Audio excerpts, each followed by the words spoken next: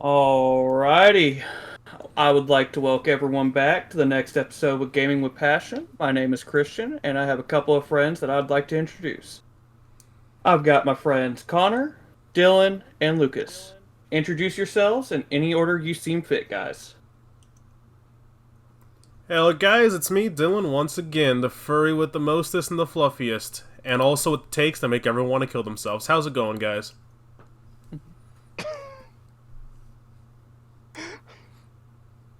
I want it to be known my skin is crawled, and the Hammer of Judgment will be watching you very closely, you furry bitch.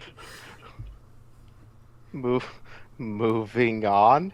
Hello everybody. It is the resident Irish bastard. How's it going? Hi there, Lucas, other white guy of the group.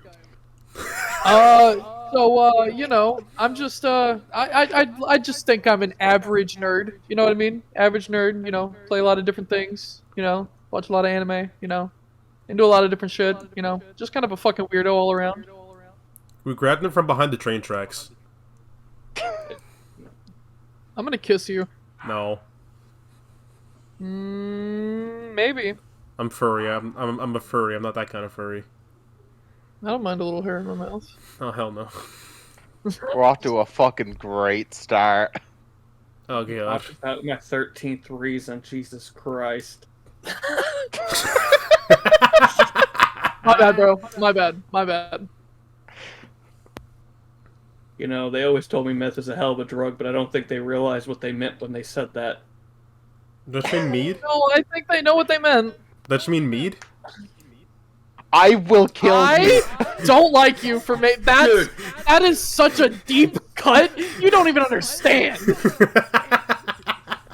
Why?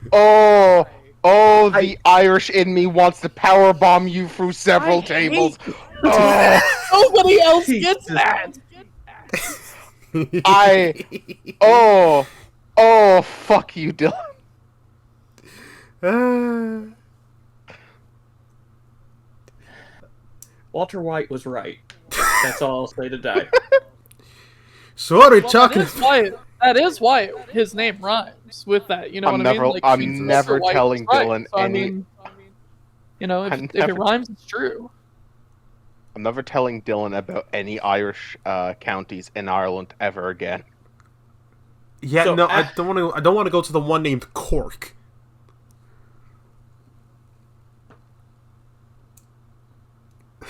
Hey guys, let's fucking talk about something, right? Yeah.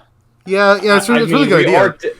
The problem is we are talking about something. It's No, just devolved into complete AIDS, no. just like everything else. So Any anyways, conversation that originated from Dylan's mouth is not anything important. so hey, hostess with the mostest, what are the topics of today? It also does help that, like, at the time recording this, it's a lot earlier than when we recorded the last one, so we're all a lot more awake. Yes. Yeah, no, holy shit. But so today we're going to be talking about a couple different subjects, giving our takes on our top 5 games of the year and what we are excited for. But I figured we would start out by talking about what we've been playing here recently. I will let the newest member of the group start with it. So, Luke, what have you been playing? Shit. Oh, well, they don't know, but I know y'all do. I have been playing a shit ton of Hades again recently. I technically think I first played it sometime the year before last year around like Christmas, because that's when I bought it. And I played it a little bit every so often since then, but I just kind of like, when you have a lot of games, you just kind of fall off them eventually and go play other shit for a while. So I went back to Hades recently and got through the story, which I didn't do my first time. So, pretty happy about that. And now I'm just, grinding a shit ton on that. So it's been great. And then I'm also I started playing Samurai Warriors 5 today, just cause, I love Musou games. Fair enough. Definitely Hades is always a great pick. I need to sit down and play through it again so I can get ready to play some Hades too, honestly. But yeah, Hades is definitely a great pick. I just love the build crafting in that game. It's so unique for what it does, especially its approach to storytelling. Yes, it's really good. But yeah, no, definitely great picks on games. I know me and you have talked about playing some Dynasty Warriors Origins the moment we get it, so. Yes, sir. You ham Skippy. So we'll move over to Connor next. Connor, what you been playing, my friend? So recently I've taken a little bit of break for it because of something else I've been playing, but I started playing closer to the start of the month, started playing Persona 3 Reload because I didn't get to play it when it first came out, and I've been heavily enjoying it. And also, ironically, you bring it up, I've been playing Dynasty Warriors Origins, which it is fantastic. That's definitely good to hear. I've been hearing really good things about Origins, honestly, so that is definitely good to hear on that one. Oh yeah, no, it is incredibly fun, and I think the combat is also just fun to just go around in free missions and just even like knowing you're grinding in the missions, I don't get bored because it's just really fun. Yeah, that's. I'm excited, honestly. It looks so good, dude. Like, Jesus Yeah, Christ. I obviously can't talk much more about it. Yeah, no. Whenever you said it was fantastic, I was very tempted to go. Yeah, that better be where you fucking keep it, you little shit. No, I just don't worry. I'm sure my opinion changed when Lu Bu is absolutely murdering me. Or, yeah, you could be like, Luke and just beat him on your second try on Wolong. Like, Hey, Yeah. I'm just built different. You know what it is. oh, listen here, you little shit. Hey, just Hey, I that's my didn't name. say built different as in like that doesn't immediately imply it's good. I could be built different as in built incorrectly. I could be just stupid. I'm gonna keep that joke to myself before I continue with it. I mean, it's like, Things yeah, I he'd be wish in I on could say second. about my hands when I'm in the room with you. Oh, Jesus Christ. Oh, Oh, yay. Jesus Christ. I have to edit this. I hope you know I have to edit this.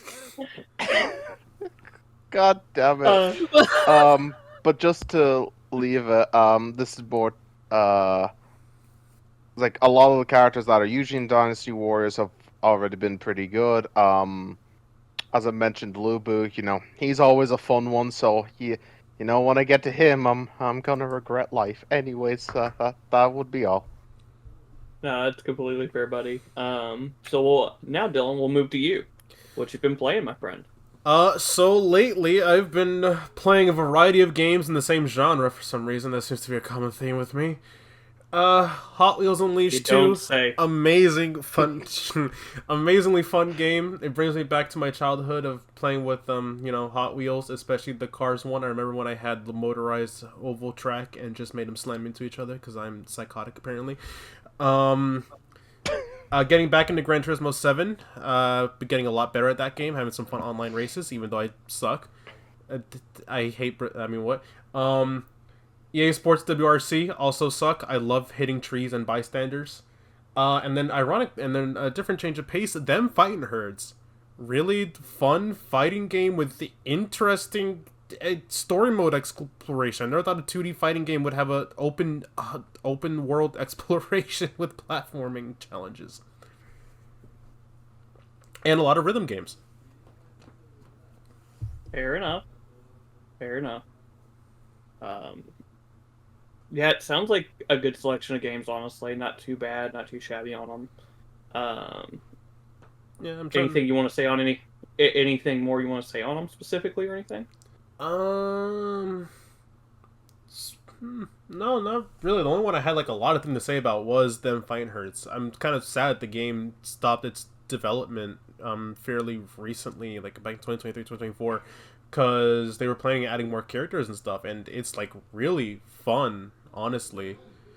Kind of agree with a lot of people. Kind of sad they went more towards the PvP angle instead of the PvE story mode they had, because like I said, it's really ingenuitive for a 2D fighting game to be having a kind of like open world pixelated exploration for the story with some of the challenges that teaches you about the game mechanics, like the platforming and stuff like that. It's really interesting. Yeah, that's the sad thing about fighting games is with how many are so competitive and everything, trying to get your own foothold and keep that foothold. It's definitely difficult, especially for a lower budget game, comparably to like Tekken 8 as an example, or even Mortal Kombat 1. So it definitely sucks to see that they couldn't get the right foothold to continue to improve on the game. Yeah. And you know what's wild? This game technically came out with this like more open world hub story mode. If I want to, there might have been another game that did it before, but it's one of the more older ones I saw because it came out before Street Fighter 6, and they had their more open hub world style story mode. Do you remember if it was something more mainline or more niche? I don't remember. I gotta look back. But there might have been another game that did it previously, although I might be wrong about that. But like, I just thought of that. It did that before Street Fighter 6, and honestly, I think it's done it better. I don't think so. I think it's the first one to do it like that, and that's really interesting. Looking this up. So while I was looking that up to see if I could find a game similar to that, this has special outfits for 3 separate fighting games. Mm-hmm. Hmm. Blaze Blue, Blast Blue, however you want to say it, Skullgirls, and Guilty Gear. Huh. The Blaze Blue ones I could see, but those other two are, huh. And you can only get them through Steam through owning those games. Really? Yeah. Huh. That's From what I'm seeing. That's an interesting collab. All right. Bro, I want to turn a Yeah. horse into Yuki Terumi, a psychotic car. Well, it unlocks Jin and Ragna cosplay items, and it's for the Pixel Lobby characters, from what I'm seeing. Oh, okay. You know what? Jin and Ragna compared to Terumi, arguably not any better.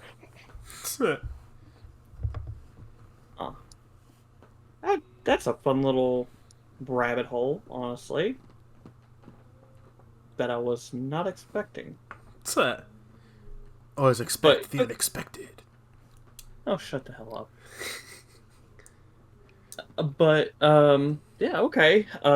So I'll go to what I've been playing. So I started up Tales of Graces F Remastered, and I'm just got done with Chapter 1, and I have to say, I remember I still absolutely love this game. I have to say, I kind of remembered why I hated the main character's dad. He's not great, in my opinion. He's just an asshole, and it's just like, my reaction has been so funny in the extent of like, yeah, no, I'm kind of glad that most anime dads no longer exist. They've either, gone the way of getting the milk or died, and it's like, yeah, they're just probably assholes, so it was for the better. Or some protagonists But- are so good they essentially become a comedy relief character and is absolutely glorious. But no, it's just like, hearing the opening alone for Tales of Graces F again, almost brought tears, because it was just like, it has such a good story, and I love the characters in the world and everything, that I just can't wait to continue playing it. I started up Fantasia Neo Dimension, not too far into it, really liking the gameplay. I think it has a really cool take on turn-based combat, with how certain moves you have to line up to get as many enemies as possible. A lot of JRPGs have done that, but knowing that this came from Apple Arcade, and God, it's so beautiful. Even on Switch, it runs and looks so beautiful. Like the character models, the cutscenes that you see in it, and even like the world you're exploring. Because if you guys didn't know, they built a diorama for each location you go to. So it was a real in-world diorama that they scanned into the game. So you're exploring something that was completely handcrafted and just brought into the game. So it's definitely unique in doing that. And then I'm actually about to start playing Kingdom Come Deliverance again. I want to be prepared for when Kingdom Come Deliverance 2 comes out, to go ahead and get prepared for the story, because I know as soon as the first game ends, the sequel picks up right after it. So I just need to get prepared for that. But I haven't been playing a whole lot of different games. Trying to think the most recent one. I think. I started up Skyward Sword again and have been going through that, getting prepared for the new Nintendo drop when they do that. So that's what I've been playing. Not a whole lot, but just definitely getting prepared for the beginning of the year, honestly, and what we're about to have, especially within February. Oh, February and January for my side of the gaming community has already been going off. The first few months, like just for gaming in general, is fucking stacked, dude. Yep. Oh, yeah, no, definitely. It's been kind of interesting on how that's been going, honestly. Oh yeah. 2025 is going to be a stacked gaming year. Oh yeah, About no, as stacked as my diabetes. God dang it, Lucas, stop. Please. Lucas. you know, all I have to say is sweetness attracts. God. Hell, if I have to have diabetes, I'd be attracted to that sweetness too. That's what I'm saying, bro. Remember, kids, always make sure to get your diabetes. Now, see, this guy... He groans about it, then reinforces it. Good job. All right, this is happening. Stop. Oh my god. Hey, you can't beat them, join them. That's what the orgy said to me. God, Wait a second. you say a joke like that, you didn't want me to talk about one specific game, huh? Alright, fair. Hey, it's a joke, not, Entire review. Hey, we're not... To be honest, I didn't say anything about stick drifting. Gotta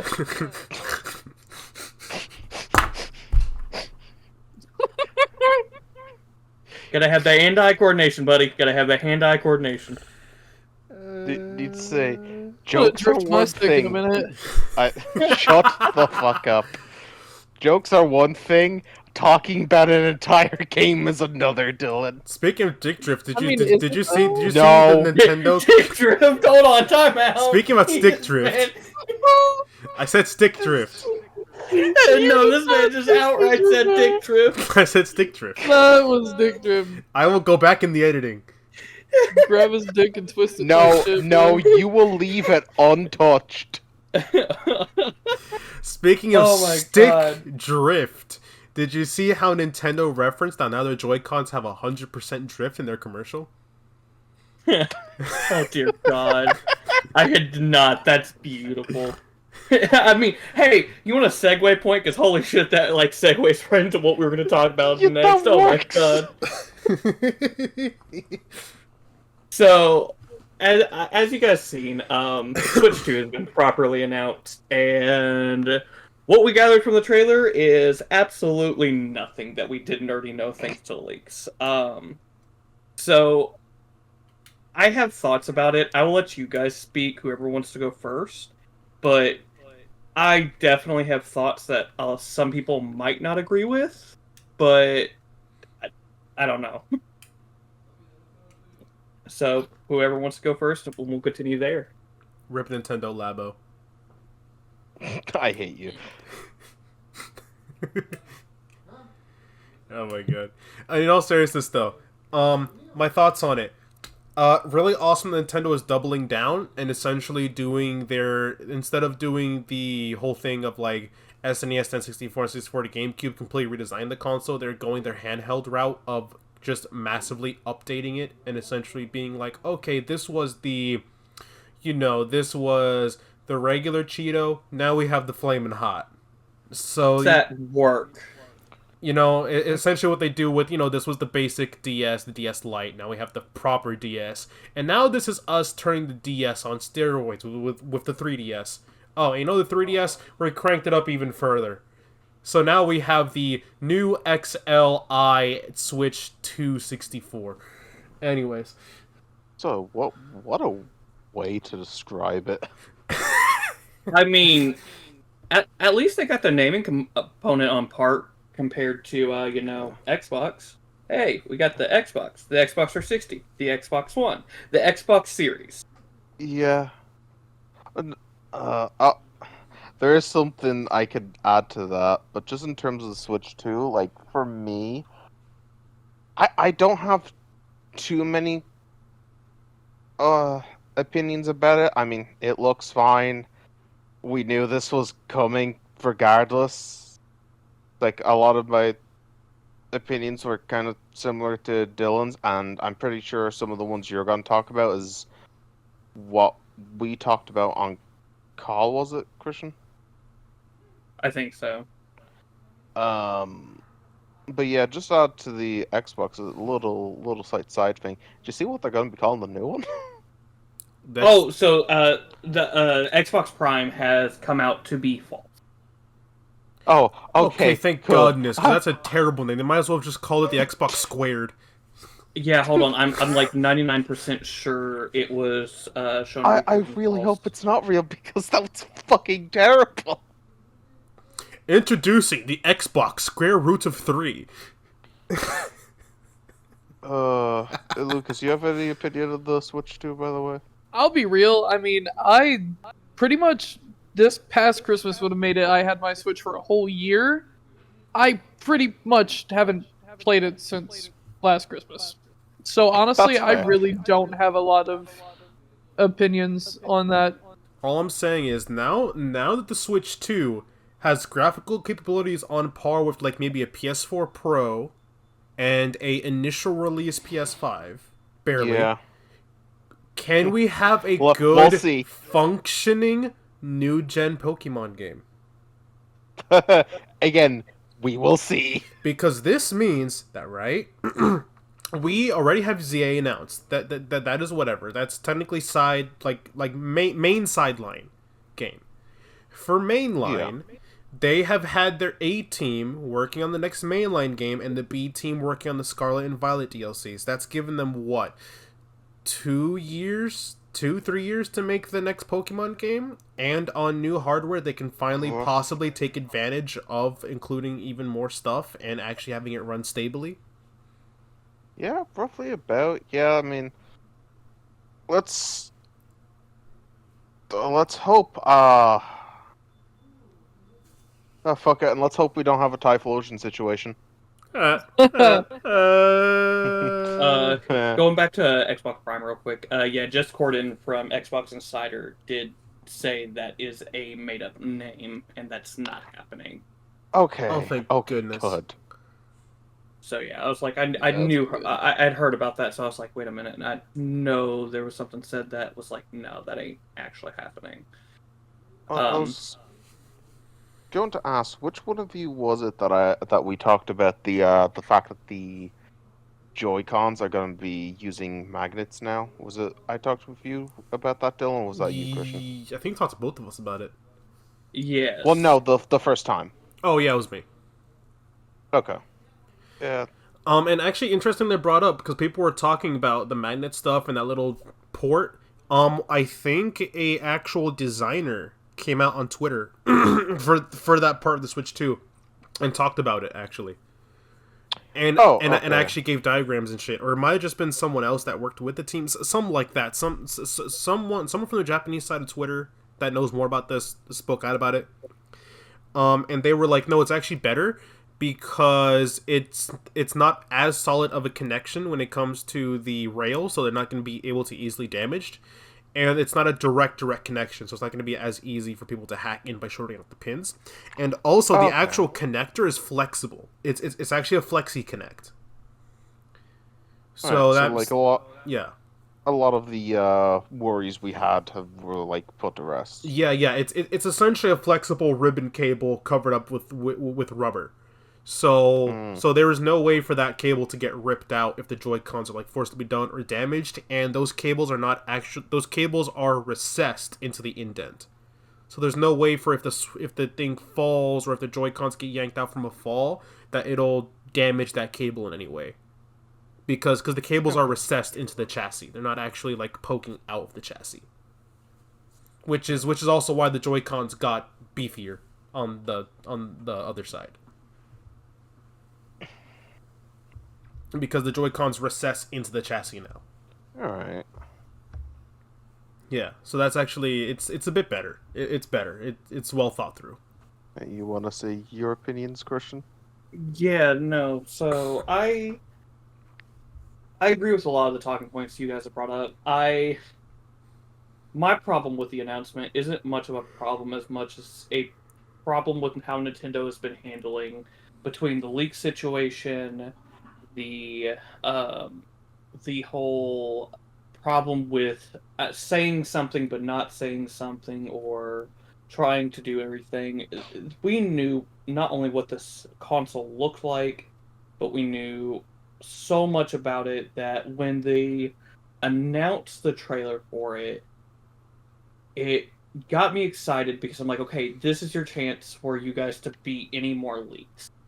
And one thing you guys didn't mention is the rumor is, and it's probably true with how the trailer showed, the new Joy-Cons, the new gimmick with them, instead of having a typical AR sensor in them, will be more than likely mouse controlled. They'll act like a mouse, a la the Lenovo Legion Go or something. I do find that unique, but I wish they would have said something instead of the speculation or leaks confirming it. The other thing is, it was cool to see Mario Kart 9 be announced. Subtly. Just, hey, look, there's a new Mario Kart coming out. The problem is we already knew about it thanks to leaks again. And I think, even if it was just a splash image, if they had just said, like a new Zelda, one of the remakes of Zeldas, even though those have been leaked multiple times, just this confirmation of something different that wasn't included in the leaks to beat the punch and give more oomph to the announcement of the console, I think it would have been received even better than what it was. Because the problem is, most people are excited about it, but it was like, that didn't tell me anything new that the leaks didn't tell us. And I think it helped and hindered Nintendo and how they're going to do it. It's sad to say, but we're not going to be able to know more until April, officially. Now, unofficially, of course, this console has been leaked and rumored all to hell, so I worry that we're going to get a lot more leaks in between that time frame.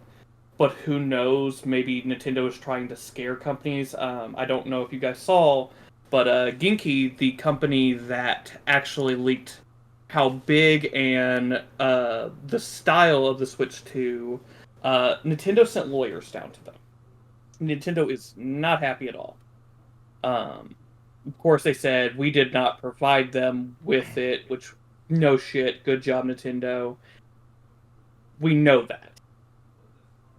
But I'm excited and a little disappointed. It is a very Nintendo approach, but the problem is, when you look at how Nintendo has been handling it, it's not been their best idea.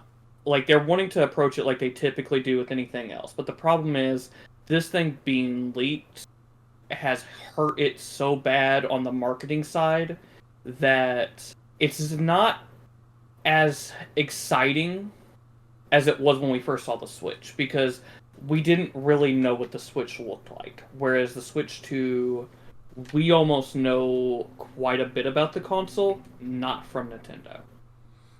Yeah, and it's like the only thing we knew about really was its project name from some games that were going to be essentially semi-launch titles for already having it listed as supported platform. They definitely would have to bring out something like very big with it to kind of bring that excitement back up. I feel. I mean, I was just 'Cause it's thinking. a- Oh, sorry. Oh no, go on. No, I was just thinking about that because this also semi confirms that possibly Prime 4 had such a long development cycle that it ended up just bleeding over into possibly becoming a launch title for the Switch 2. Yeah, Or maybe it was That always would- meant to be one. It definitely wasn't originally always meant to, because if you remember, what's interesting about Prime 4's development, I'm actually not been too happy with people's reaction to, Nintendo shouldn't have announced it so early. In Nintendo's defense, the original developers of Prime 4, it was a Bandai team, I think. Give me 1 second. Double check myself on that. But, no, they switched developers and completely restarted the project and went back to Retro. Is it Retro? Hold on. Yeah, and I'm pretty sure that's why we ended up getting Dread as an in-between game, even though it's a really good game in its own right. No, Dread was already being worked on. Dread was a game that was planned on back on the Game Boy Advance. But they didn't have the power to do what they wanted with it, so they actually redeveloped it. But yeah, no, so Retros took over development, coming back because they directed the first 3 games. Original developer. But yeah, so it's just like, Prime 4 was originally meant to, come out on the Switch earlier, but because of Nintendo didn't like how it looked, more than likely, they pulled the plug, and restarted it. Because the interesting thing about Metroid Prime 4, and I'm actually saying it was just announced as Prime 4, but now it's known as Beyond. So it actually gained a tagline underneath it.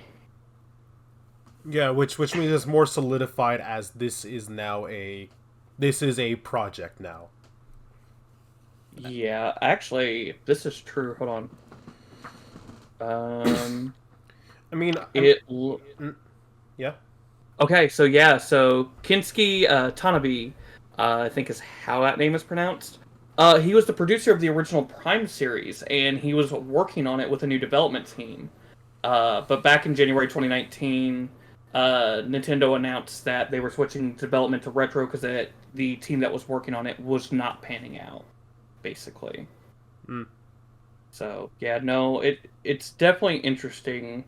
But yeah, no, I think it's going to be a multi-plat game launch, but it wasn't originally supposed to be a Switch 2 launch. I mean, it could be a similar Breath of the Wild situation. No, it more than definitely is, because same thing happened with Breath of the Wild. If you remember, Breath of the Wild was Initially it a Wii U required title. these Monolith was required to come in and start helping on the open world to get it working functionally, because it was kind of working, but AI was having problems, and everything. So they were brought in to help fix it, which is something similar to what it sounds like Prime 4 is going through. But instead of just bringing it Retro in to help the other team, they gutted that and restarted the game. It looks like. Yeah, I mean, I was meaning more for the standpoint of Breath of the Wild was meant to be a Wii U game. Some development stuff happened that pushed it back, but they still at least released the Wii U version and made the version for Switch. Right. Just because of the overlapping timeline. Yeah, no. So it's definitely unique that we're seeing this happen kind of similarly. It's definitely interesting, to say the least. You know, speaking of how Nintendo does things, do you guys want to talk about the situation that happened over at the Esports Festa in Japan about the multiple patent lawyers that work for some companies actually having a panel and talking about, like, legality stuff involving, like, patents? I mean, we can definitely talk about that, honestly. Yeah, because I wanted to bring that up because it's actually very interesting. I didn't hear of this, so I'm curious to hear you talk about it. Yeah, so obviously what happened at Esports Fest, a lot of stuff happened. Some lawyer teams from different companies came out to talk about certain stuff at like legality panels due to all the stuff that was happening involving game legality in 2024. Nintendo's lawyer talked about emulator stuff, which was very interesting. How emulators are not illegal, but they can be illegal due to what they do to be able to get the games to run. That's a whole separate topic, but I want more to talk about is the involvement of patents, because that's a big thing going on with Sega had their own patent stuff. Nintendo's currently going after Pocket Pair for patent stuff. And it's very interesting. So at the time we had one of the patent people from Nintendo, from Konami, and from Sega all talking about it, and it's very interesting to hear their views.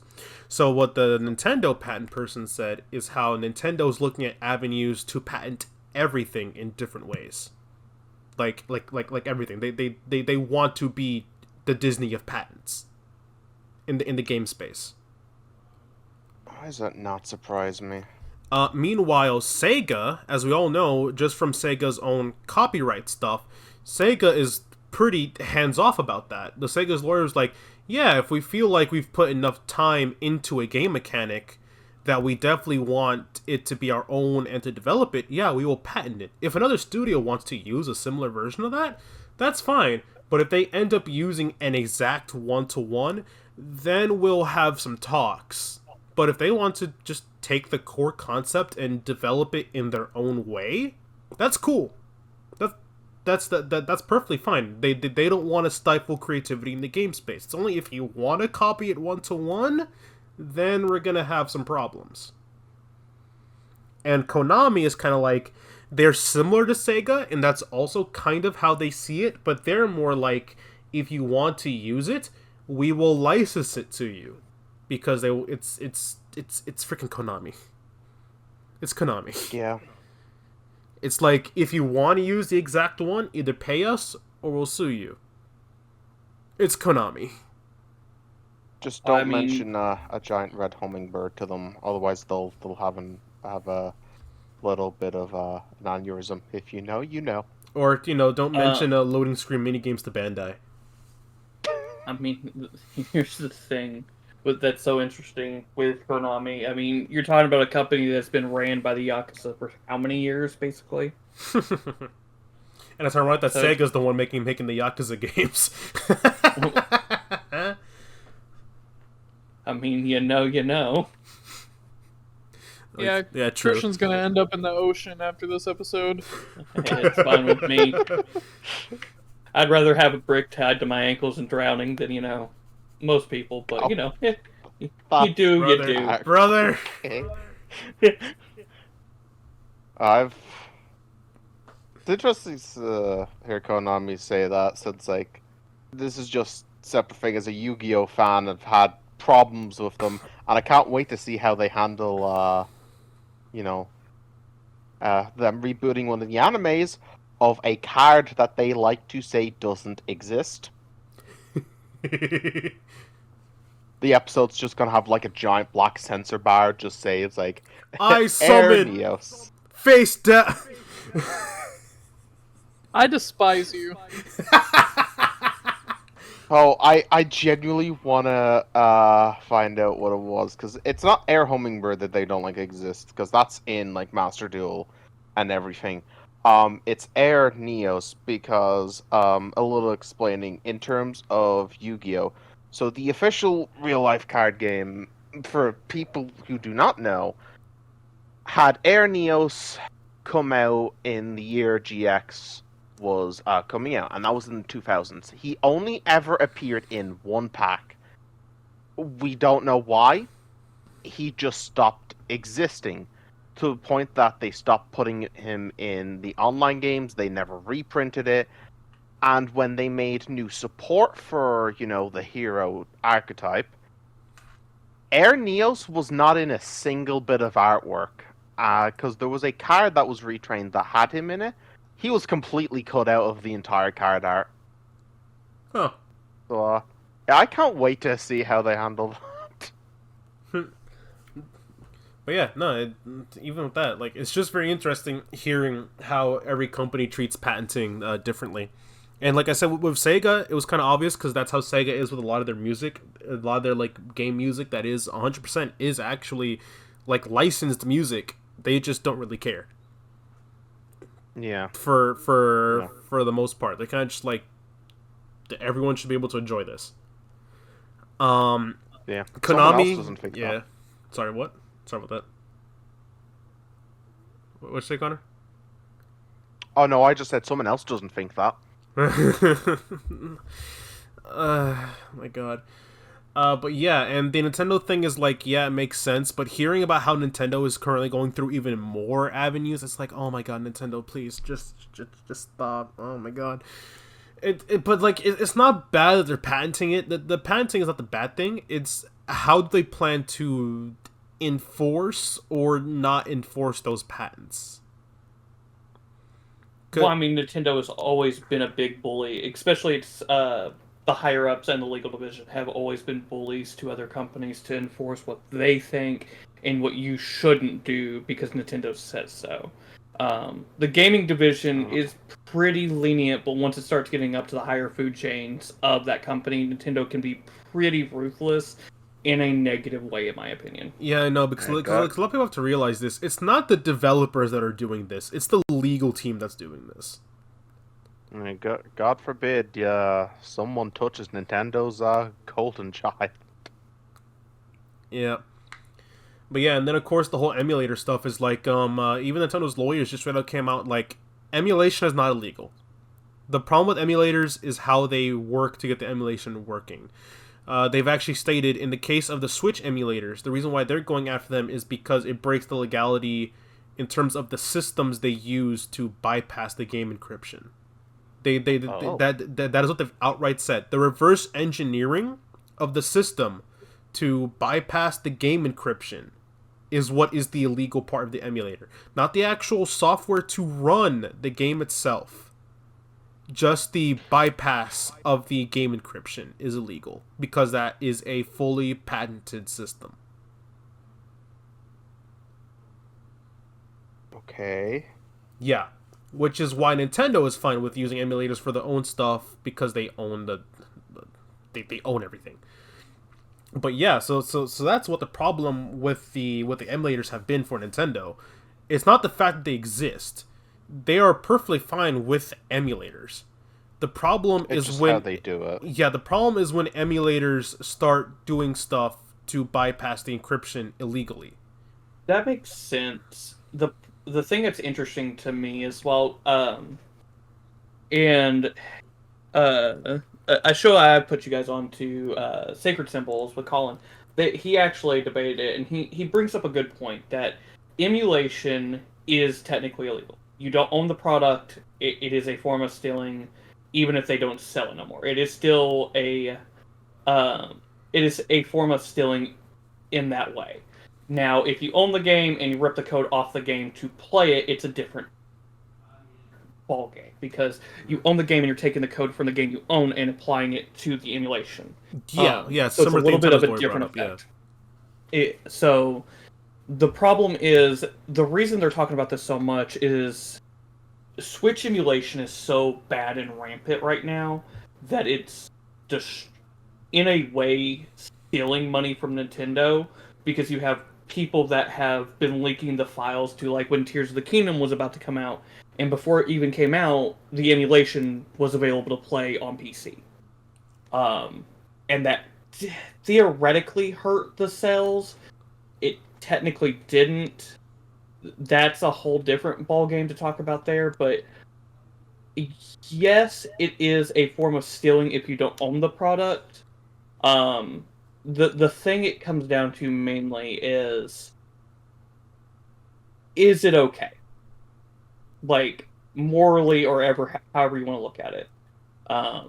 And it's up to you and why you're doing it in the first place.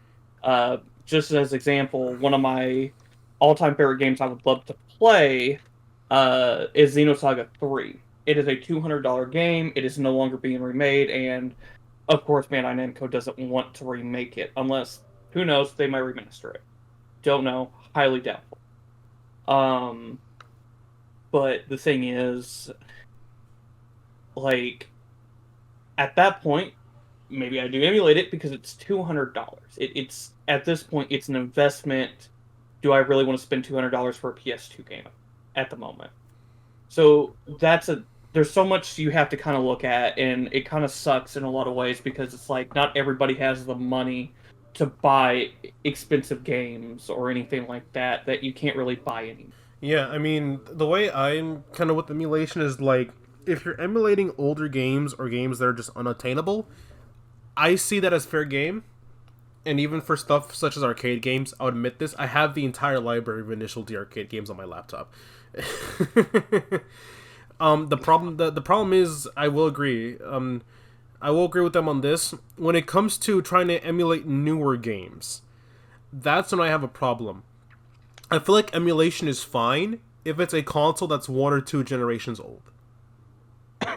If it's like you're trying to emulate and play games for the most recent generation, that's when I think it's crossing over a gray line.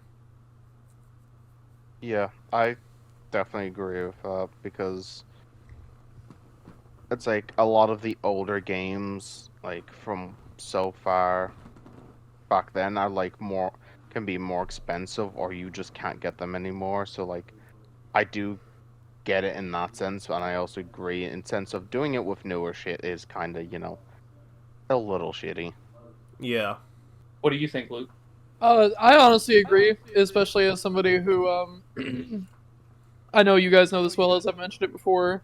Growing up, I very rarely had the chance to play like a new release game. A lot of times I was buying like, pre-owned stuff. I never really got to play new releases. So like if I would have had access to emulators and stuff whenever I was younger, I 1000% would have used them because I didn't technically get to. I'm not counting Black and White as my first Pokemon game, really, because I maybe got to play 10 minutes of it when I was like 12. So I technically didn't get to play my first Pokemon game until last year because of the fact that I never have the money to get new releases. So yeah, I 1000% feel like it's very much it depends on the person and the reason they're doing it and like how they're doing it. We've mentioned it before, and like in terms of Nintendo, because you brought up like your first Pokemon game. This has been memed all to hell, but I really don't get why Nintendo just don't let us install something that lets us emulate stuff from from DS or Game Boy Advance, because there's actually a video that jokes about this using a cartoon. You should know the video. You three should know the video I'm possibly talking about, where it is AI voice, but it's talking about how Nintendo don't have a plan to emulate the entire Nintendo eShop, even though it's still 100% up. It's like, why? You're complaining about all the emulation shit. You have the ability to do it yourselves. I think it's because they're planning on between doing the digital like virtual console stuff going on right now, and then I think they're starting to repackage games and sell them, and that's how it'll be going forward instead of having that virtual console they had before and paying a lesser price for it. Because in the long run, they're looking at what can make them the most money, and that is actually a good alternative for them to make more money than just putting on the virtual console. Yeah, and I mean, it's obvious that's what they're looking at, considering that their stuff never goes on sale. Yeah. Yeah. Scummy That's an understatement. But, yeah, no, Nintendo is just a... What's the word I want to use for them? Disney. And... Yeah, I guess we would call them the Disney of Japan. Apple. They really are, dude. Like they No, have that's Sony, Dylan. That's Sony. Fair, Sony is the fair. yeah. I mean, like when you look at how Sony advertise and markets things, they are definitely the Apple, whereas Nintendo is more the Disney. Especially such catchy names as the Sony XT50ST-MS headphones. I fucking love that shit, man. Such Hey, it just it's rolls off the not tongue. Hey, it's better than Nintendo and Disney. I mean, look at Nintendo with their Donkey Kong amusement park attachment. They sell Donkey Dongs. Oh, let's go! Hell Donkey yeah! Dong. Donkey Dongs? You can Donkey no. Kong. I refuse to believe no one thought, hey, this Yeah, hold on, let me this see. doesn't sound right. It's Do they also sell some Um, coconut cream pie? God damn it, Dylan. yeah. Do they hold on, let me bang pull the any name up. beats? So no, what's funny is they have the Jungle Beat shakes food option. Let's go! Yeah, Donkey Kong hot dog. Donkey Kong. There's a Donkey Kong glizzy. Ain't no way. Hold on, yeah, it is. Hold on, I gotta look at this thing. I want to get a Donkey don't- Kong glizzy with the boys. Yo, I is that gotta a send this to you is that a guys. cuglizzy? It's A Kong glizzy? it's gonna be so interesting to see how you deal with listening to all this back, Dylan. Because Dylan, you're the one that has to edit this shit. Yeah, have fun with that, brother. boy. Hold on, I gotta send you guys this image of the Donkey Dong. Oh, are you yeah, send me an image of a Donkey Dong right now. I want to see a Donkey Dong. Hold on, Show you guys me are a gonna love Donkey this. Dong right this fucking second, Christian. You would send it to General. Oh, If I do not see a thick, juicy Donkey Dong No, show up stop! on screen, No, I have to edit this into a meme complete. God dang it! it's a No, hot dude, dog. What are you talking about? They're juicy and they can be bit like you, dude. What are you talking about? This is where I remind you that I know someone who started listening to this. So did you know that Volkswagen makes Hot glizzies? dog! You know damn well what you were doing, boy. So did you know we can also get Volkswagen glizzies? We can have a Das glizzy. You fucking I- what? Are you being serious? Remember, Volkswagen has their own bratwurst with an official part number. Oh my god. And their own yeah. sauce. And speaking of Volkswagen part numbers, I know how their part numbers work. It's had 5 revisions. What the hell? You try to send the image right now, Christian. This is what I'm telling you, Yes, Connor. If I you ever am. go to Germany, can you send me some of that Das glizzy? How weird. You're asking me, motherfucker. I live in Ireland. Yeah, it's just a hop, skip, and a jump away, ain't it? So hold on, I gotta I- send that before I do this. I will slam your head into concrete when we meet, Dylan. I swear to God. Why is it not letting me send the image? We're gonna meet at the Dublin FurCon, right? No. No, if we ever meet, it's It's gonna be a Thug Shaker Central. no. God damn it. No, I'm gonna make Shaker Central, let's fucking go! I'm gonna make sure it's specifically the Dublin Comic Con, so I can open the top window and throw you out. And keep in mind, because of how the building is built, you will slide. You will pick up velocity, my friend. It's For freaking legal wind tunnel. reasons, all of this is a joke. He is a good friend of mine. For legal I reasons, sent this is the how you make an ethically sourced pipe bomb. This is the Donkey Dog. Let me see this. You don't have to save this image and put it in now. I'm gonna actively Oh, edit you this in. Oh, you saved it into this chat. Okay. I love how you put it in that chat. Oh my god. Brother, Oh what is the? Oh wait, it's actually appearing on screen. Whoops, I need that. I need that right bro. now. Why does that look so good? Wait, are they using Hawaiian sweet rolls? That's what I'm saying. Yes, they are. Yes, they are. Look at the Yeah, way dude, that's made, it looks bro. absolutely delicious, but I'm like, man, you guys had to make a donkey hot I am dog. not beating the fat allegations, bro. But I love the gif you sent above it. Oh yeah, you know it, buddy. I had to. God dang it, The Tom and Jerry character. Jesus. What can I say? He wanted the dog. Okay. Can we move on, please? Yeah, but yeah, so the legality stuff was fun at Esports Festa, you know, as you know, another so Esports Festa is a game award show, right? Right. I just wanted to say I found another Oh, picture I of hear- the donkey dongs. I realized what Dylan was doing just now. He was referencing something. Christian, do you remember? So Christian, what was it we were talking about on call at one point? Yeah. Do you want to bring this up We again? gotta have a, Do you want to bring this we gotta up? have another mental breakdown, bud. I'm sorry, I'm laughing at what Luke said. What? Oh my what? god. I He found another picture of the donkey dong. Oh god! All right, gotta cut that out now. Thank you, Lucas. Wait, what do you mean you gotta cut it out? Because because it's recording the screen. Remember? You don't have to record the screen. You put a still image up. You don't fuck. I know.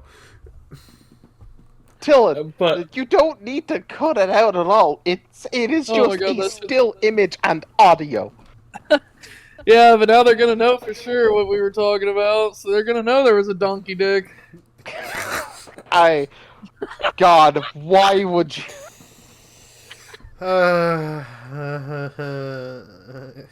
What is wrong with you? Who, me or you? I'm deleting all. Footage. Yes. I'm just deleting all the. I'm deleting all the video section of this. Completely. that's bad, I buddy. should hope so. 'Cause it's just gonna be audio, Dylan. It just goes from sitting on your screen to just then it's just audio only, and then back to sitting on your screen. No, Everybody would be so confused. no. Realistically, what's the percentage of you actually cutting most of this out? Either cutting it out or I'm going to do a funny meme sound for every single time I- someone says something. Yes, please. I feel like, because here's the thing. Can I We've just request been if I say rambling. something I- outrageous that's a metal pipe? I was already planning on that, to be honest. I feel like you just leave it like all in, like, and just edit it properly. Just see what happens. I'll make two versions. What could and go see- wrong? I'll make two Episode versions. 3, the podcast's getting taken down. I'll make two versions and see which one you guys think I should upload. Oh my What, god. one with just the raw us? I apologize for my shit-talking? previous excitement.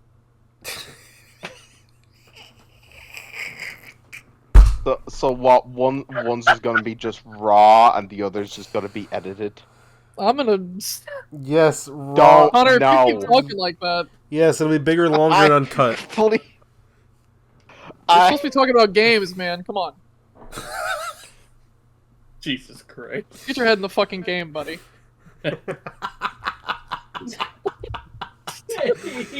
EA. It's all in the game. E E E.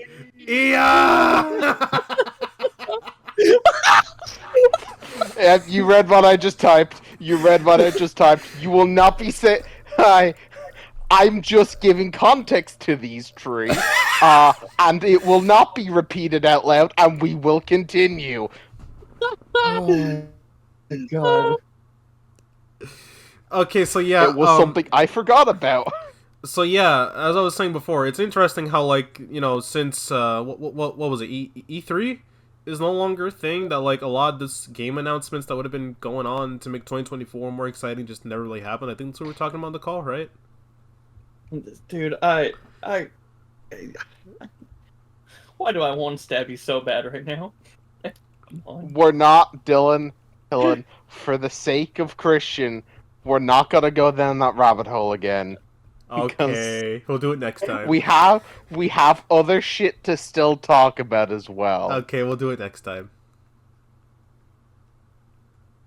I'm gonna give you a course in my foot going in your ass pretty soon.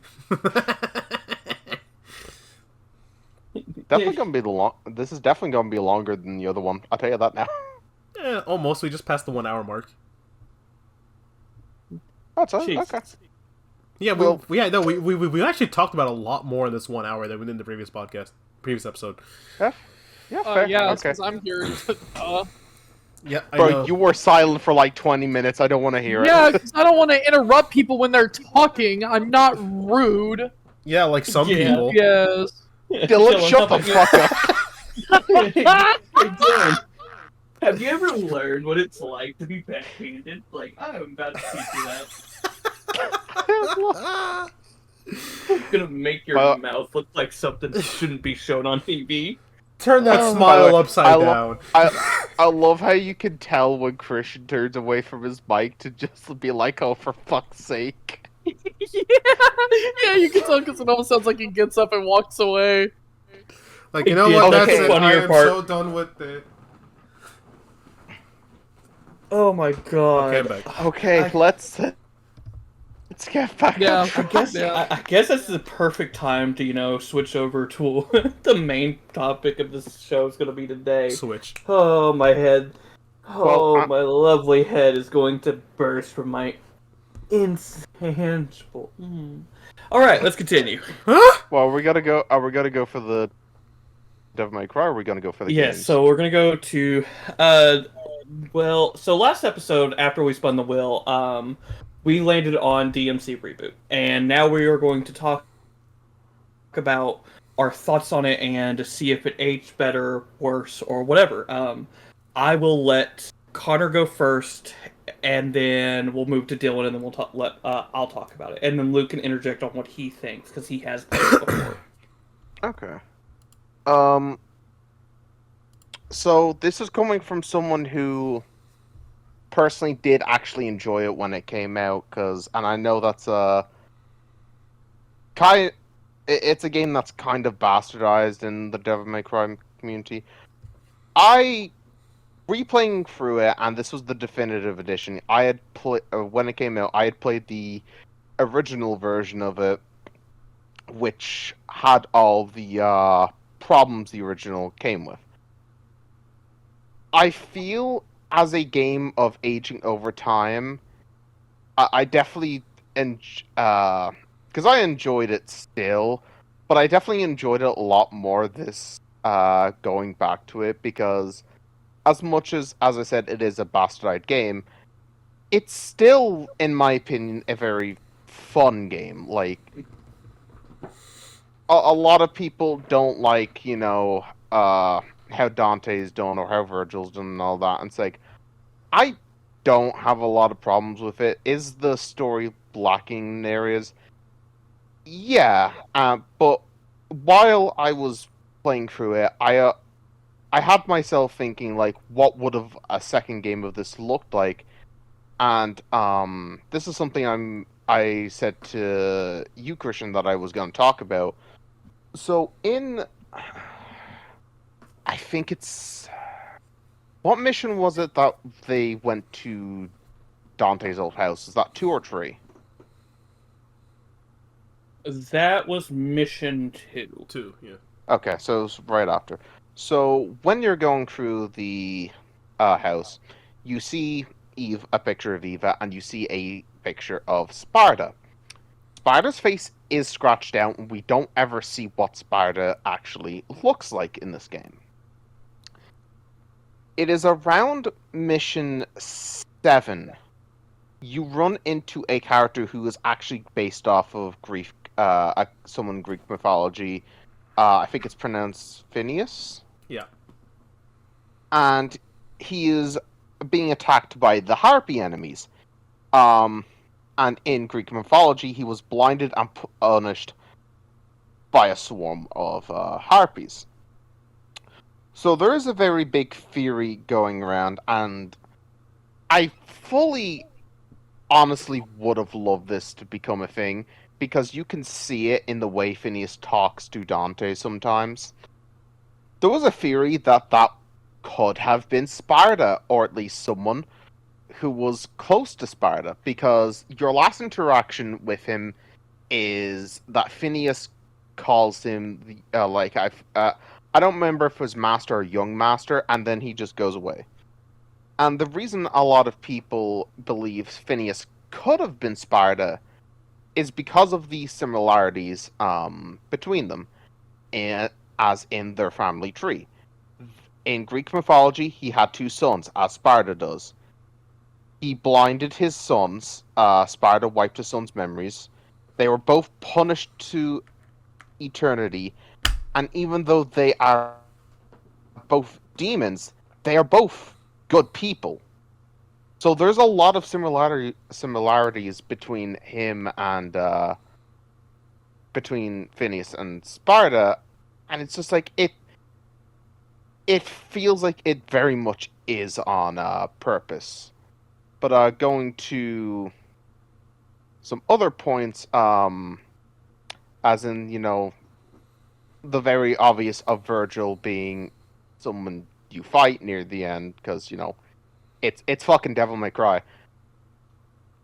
This was something that I talked about with the others as well. Virgil's turn at the end. The comment that it is sudden does not make sense. Because when you look at certain missions when he is talking to Dante or to Kat, you notice he doesn't show care for humans that, Dante does. He very much prioritizes himself and Dante over others, and you see it progressively get worse. He thinks about completely abandoning Kat. Mundus's spawn, I guess we'll call it, to talk about it. He uses that to anger Mundus without telling them, because he wants to push his own plan forward. And then, the eventual climactic, the path is clear for us to rule. And it does not make sense to me why people say his turn sudden, because it's very much baited out and you can see it. But in terms of gameplay, I feel like the game's really fun. They have some of my favorite weapons. I love the angel weapons, and the demon weapons are very fun. One of them is you just literally beating a demon with your fists. Like, that is entertaining. But other than that, there are some very annoying enemies as well, but that's with every Devil May Cry game. And color-coded enemies, I don't like the color-coded enemies, but that is where I will leave it and let it go on to one of you two. Dylan, go ahead on it.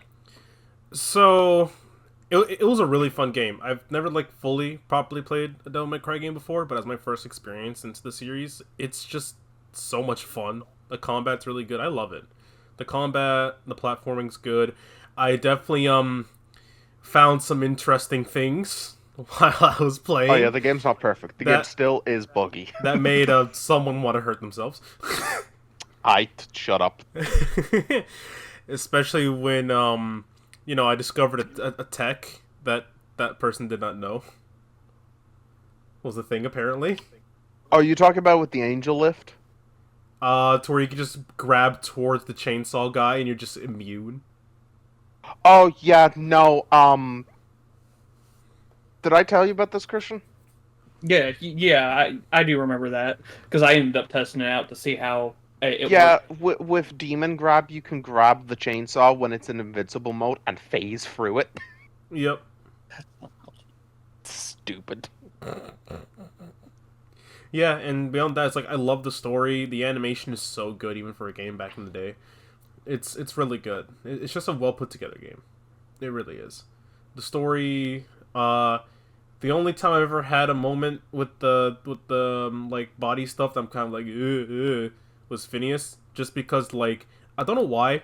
I'm fine with certain amounts of gore and body horror, but just there are some kinds of just casual body horror that I'm oh okay, so this is how I feel now.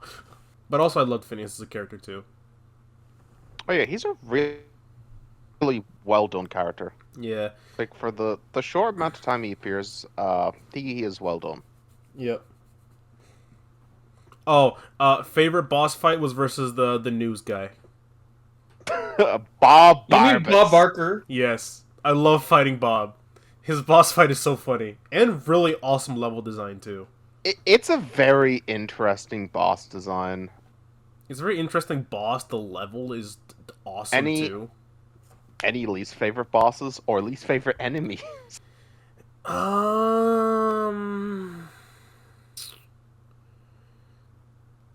Not really. No, You not even with the constant Dream Runner you had problems with that I had to tell you how to kill. Okay. The Dream Runner, yeah. Okay, I would say by default that one does just go down there, just because that is just not a fun enemy type. In any game, that is just not a fun enemy type. To where it's just like, hey, you know how every other enemy is like, as long as you do this shit? Nah, this one is just dodge, has small opening, and then you better hope you keep that opening wide. He parries most of your stuff, and you have to time your attacks. Ironically, because you didn't notice, because you just kept swinging at Virgil, that enemy is actually training for Virgil's gimmick, because Virgil does parry most of your stuff, and you have to time it. Meanwhile, kick, grab, Spartan kick, grab, Spartan kick, grab, Spartan kick, grab, Spartan kick. Yeah, that works too. Or another thing that works is, I think it's called roulette in the reboot. The ability where you charge the sword and you throw blades forth. That bypasses most parrying for some reason. Yeah. But yeah, all in all, honestly, good game. Would play again, 10 out of 10. Luke, would you like to say anything on it? I don't remember the game too terribly well because it has been a good few years since I went through and played it.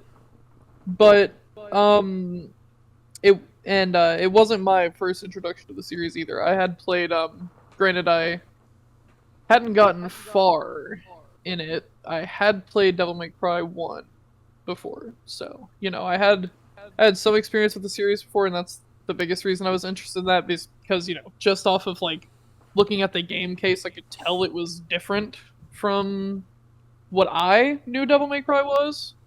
So going off of what I knew going into it, I enjoyed it. It was interesting to see, because in a way the characters were the same, and yet kind of unique, sort of. It was interesting to see the different takes. The way the community differentiates, they call the reboot Dante Dante and the other one Vorgel, and I think that's my favorite thing that's come from it. Dante Vorgel, yeah, I can see that. That sounds about right. Would you like some Vorgel with your Vogue? I did. Oh my god. Nah, I don't. Oh Dante it. Yeah, I would like to die now. Pero señor, los demonios. No, that's the best meme. Yeah, El Dante. I'm telling you, hear me out. We need to do a thing where I take you back through games in the Spanish translation. Oh my god. Anyways. Yes, I want to play with Dora's rejected brother that was sent to the asylum for a little bit. Anyways, you want to give your take, Christian? So, I'll start with a little backstory. So, DMC Devil May Cry, when I first got it, it was a birthday gift back when it came out. I think that was 2012, 2013. I don't remember when did it exactly come out. So it was a game that I got for my birthday because I was super excited. My uncle had gotten me into Devil May Cry. I ordered Devil May Cry 1 from GameStop.com back in the day when they still sold it. 2013. So I was getting excited. I had played 1 through 4 all the way through middle school, and when this got announced, I got super excited. Picked it up, really, really enjoyed the PS3 release. It had its problems, but I definitely enjoyed it, and to see the discourse on it was really interesting. Of course, when it came to PS4 and Xbox One, I did pick it up again, and I played it, thoroughly enjoyed it again. So, going back and doing it this time with the mindset of I want to see if I do see the flaws in the game, that everyone else did, or if I still think it's better than what most people give it credit for. Walking away from it this time, I can definitely say I think people are judging it too heavily from the original, with this trying to be its own thing. Um, and I'll even start with the story real quick. It's like, I genuinely like this version of Dante in a different way because it shows a character that has been, as you saw through snippets of backstory, a character that was put in foster care, uh, dealt with some dark themes, including um, sexual assault, violence. He was beaten, and these are all through demons. So you see this born for hatred of the demons, and it made it more of a unique and compelling idea. Yes, he's a little bit of an edgelord with how he words things, but I think it adds to the flavor text of projecting how he internally feels in a comedic way, whereas the original Dante is more the pizza-loving fun guy. He's always trying to be the happy-go-lucky guy, whereas this Dante is projecting his pain through this kind of like dark, edgy kind of style humor. And I kind of like that. I think it adds this different style of humor that works for the world they have built for this, which is more like a mixture of grounded theme from the real world and all that. I do love how they set up more of the brothership of Dante and Virgil in this one, whereas the other one, you see it, but you never experience it to the full extent. Devil May Cry 3 is about the only time you fully get it, and then you really don't see it again until Devil May Cry 5, and even then, it's not much. Whereas this one, you see an entire story, and you see that perspective altogether to be challenged at the end of the game. And I think that was really unique. Mundus as a villain, I really like him in this one for the simple fact it's such a unique take on a person that has so much power that can overtake our own government and control it. It's that whole joke, like there's a shadow organization ran by demons and stuff, but it kind of works for the world they set up, and I think that really is unique. So story-wise, I really going back to it, I do like it. I do think there's some lines where I'm like, I kind of groaned at, but it wasn't as bad as I remembered it. It was just more of a, yeah, that was a product of its time. Combat. So combat, I think, is a better version of Devil May Cry 4 with the whole grabbing mechanic and how that is utilized to build into other combos with your guns. And then it improves on not only Nero's combat from Devil May Cry 4, but it adds it to Dante's kit. And I think that's really, really unique. So it adds this whole flavor text of how you can approach each fight in such a different way and build into combos faster and honestly into fight quicker than you realized you started it. And it led to so many times where it's like, oh, that was the end of the fight. I didn't think that would be over so quick. I was getting through so many missions. I had this game beaten in 2 days, so it was like, man, that went by a lot faster than I was planning on. I loved it, but it was definitely catching me off guard. I do agree that I don't care for the color-coded enemies. I think it was a good idea that was implemented in a way that made it harder because, for example, we'll just use the Hell Knight as an example on it.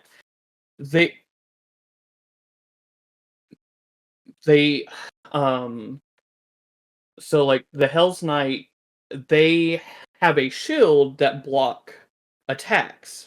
Well, in order to actually get a hit on the Hell's Knight, you have to break their defense.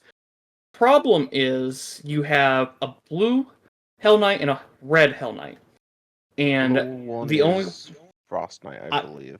Yeah, it's the Frost Knight. But and I don't think the Frost Knight has a shield, but they still have the red Hell Knight. Does it? Doesn't in the base 3 difficulties. Son of Sparta and up, they give it a shield.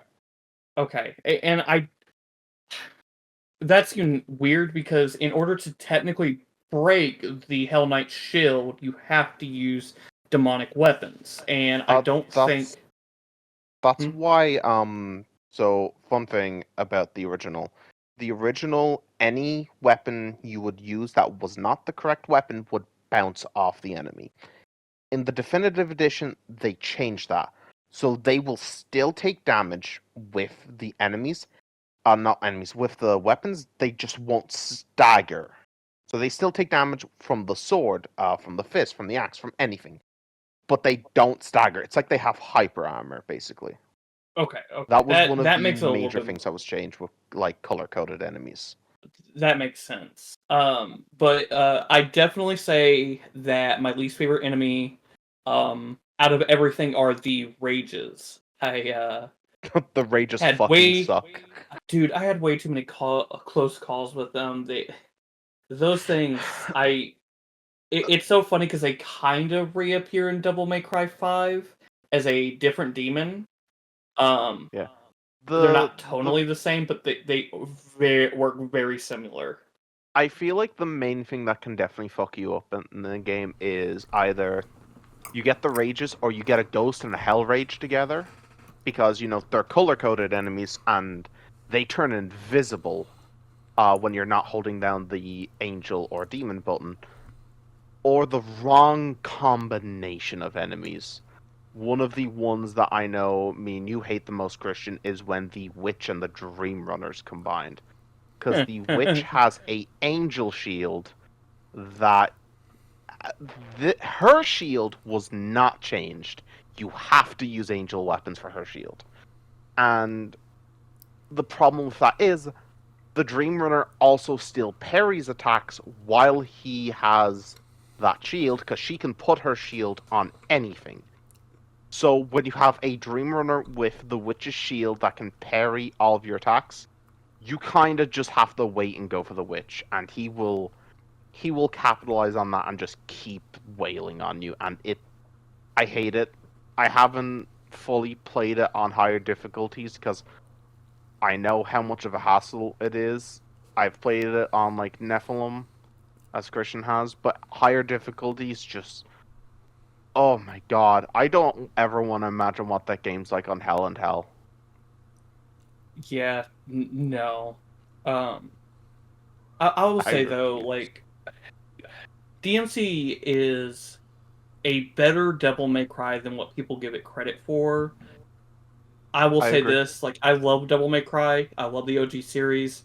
The writing isn't always on point. I think the writing for Devil May Cry didn't start really getting good until 4 and 5. 3 has a good story, but it didn't get all the unique storytelling that 4 and 5 had. 3 had moments. Yeah, I fully agree. So I will definitely say, like, I really like, as a story to the Devil May Cry games, that we got this. I think it's unique. And they did kind of take elements from the reboot and apply it into Devil May Cry 5. I mean, even Nero getting a similar haircut to Dante from it. So yeah, there were also like some demons that were definitely inspired by like different games as well. I've come back from the bathroom and now have a corn muffin. What a way for Yeah, no, there was some background noise just during the recording. So, but overall, I will definitely say the reboot is a better game than what people give it credit for. Yeah, I fully agree, because it's definitely an overhated game. Oh yeah, I was gonna say, by the way, don't worry about the recording thing. I muted my microphone on the recording side. No, you did not. I muted it in the recording software, not in in the recording. Oh, okay. Well, behind the scenes. Behind the scenes, I went to the shitter and grabbed the muffin. I hate you. What's in general? I was like, he's really quiet. He's laughing, isn't he? Why? I don't know. God dang it, Lucas. Oh my god. But yeah, no, definitely a good game. So I will say we are not. I'll just state it out the case right here. We're not spinning a wheel this time. So the reason it's taken so long since the last recording is our little furry buddy over here is going to get punished, and not in the way he wants. So I took it upon myself to talk about a game that I think would be really good to get a new life on it, and we are going to be playing Star Ocean Integrity and Faithlessness, a game that I thoroughly much a lot of, and these guys have not played yet. So I cannot wait to talk about that with them when we start the next episode. But we are about to move on to the next topic, if you guys are done. I just want to say one last thing. Last minute news update. Game company that is making the dinosaur horror game will not release it on PC because of porn mods. What the fuck did you just say to me? Can this man repeat what he just stated? Can we just talk about it's the furry that found this? What was it? Oh, No, right, I totally. so Christian, I somehow like bypassed that. What happened? He made his brain reset. He didn't even hear it. I really don't want him to repeat it. He made his brain take a screenshot. He doesn't know what happened. Game developer that is making a dinosaur horror game in the vein of Dino Crisis for the PS5 will not be releasing on PC because they don't want people on PC to make porn mods. Okay. Come on, I definitely need my Leon with the big cock. No. Who doesn't want Leon with a raging boner? Wait, Leon with the big being cock? drawn away from? Leon with a big cock? No. Yes, sir. Hold on. Mouse Who needs Ashley? that booty? Who needs big booty got Claire or big booty Jill? Mouse Ashley? I got you. What? No. No, I got Lucas, you. I know Big what you're cock. doing. Lucas, no. Big cock. No. You don't know what I'm doing. Lucas, no. Is he like about to send a picture of a fucking rooster? Are you about to send a picture of a mountain chicken? No, I'm sending a picture of BBC. You're sending a picture of Top Gear? Because that's what we were talking about. Is just a big cock, and so. I don't want to see a picture of Jeremy Clarkson. I see that Oh, message, you by the way, do. Lucas. Fuck you. He just decided. It only just now came through for me because I'm not using I'm using Discord through my PlayStation, so I won't see any of the messages. I have to bring up my phone for it. So no, That's so just- no. So what that means is Sony held the message for review on the PlayStation side. That's beautiful. On to further topics besides that last minute news report. It is just a rooster. I hate you. No, it's not. It's BBC. I'm going to kill you Yo, hold up. I hate, for legal reasons. This is not a joke. I hate you all. It's beautiful. I hate you all because I gotta go back to grab those images when I make the meme edit. For context, it's literally just a picture of a. It's just a black chicken. It's a black cock. It's just a black chicken. Dylan. Black chicken. Jeremy Irons You know, approves. I also just realized this goes up on YouTube. This this is definitely getting age restricted. This is why I said I'm gonna make 2 edits. Pick your poison. Well, no, I still think we just say fuck it because it's funny. All right, so we're gonna upload to what is it, Red Tail, whatever it is. Everyone from TikTok. No. Red Note. Oh, we're gonna have our data stolen? Let's fucking go, bro. Let's go. It's not like Sony was doing anything with it, anyways. Yeah, no. Let's go. Just casually support communism. Oh yeah, I totally Wait, want to support Hold Sony. on. What? Wait. Hold up. Cut the cameras. Pause the music. Everybody stop. You don't believe in communism? Okay, Christian, please. Please, next topic. Well, I mean, if it's for us, brothers. Oh god. No. No. Dude, where's the Russian national anthem when you need it? Remember, the server is called Watch Out, there's a second one coming, so. Don't. I would, I would very recommend if that is left in to censor that. No, heavily. real quick, real quick. I have to talk about it. I don't give a shit if this gets cut out, but it's gonna be said. Have you seen the Rigby and Mordecai shirt that they are the ones that flew the second plane in? Bro, I love Is- it. What? I love it. Dude, there is a shirt where It would parody on the happen, Rift though. that they always do something to get in trouble at the park, but that they are the ones that flew the second plane in, or the first plane in, and they're watching it. Did you look it up? Oh my god.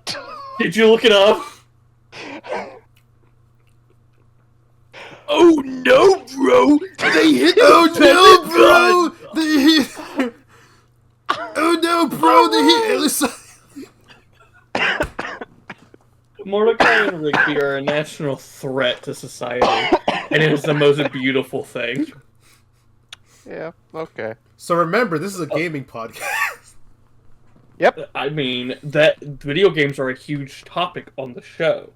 Come on, my guy. But we can talk, technically, yes, it is majority of gaming. We can talk about whatever the fuck we So want. did you know the 2005 Mazda RX-8 has the 13B Renesys REW? I will actually murder.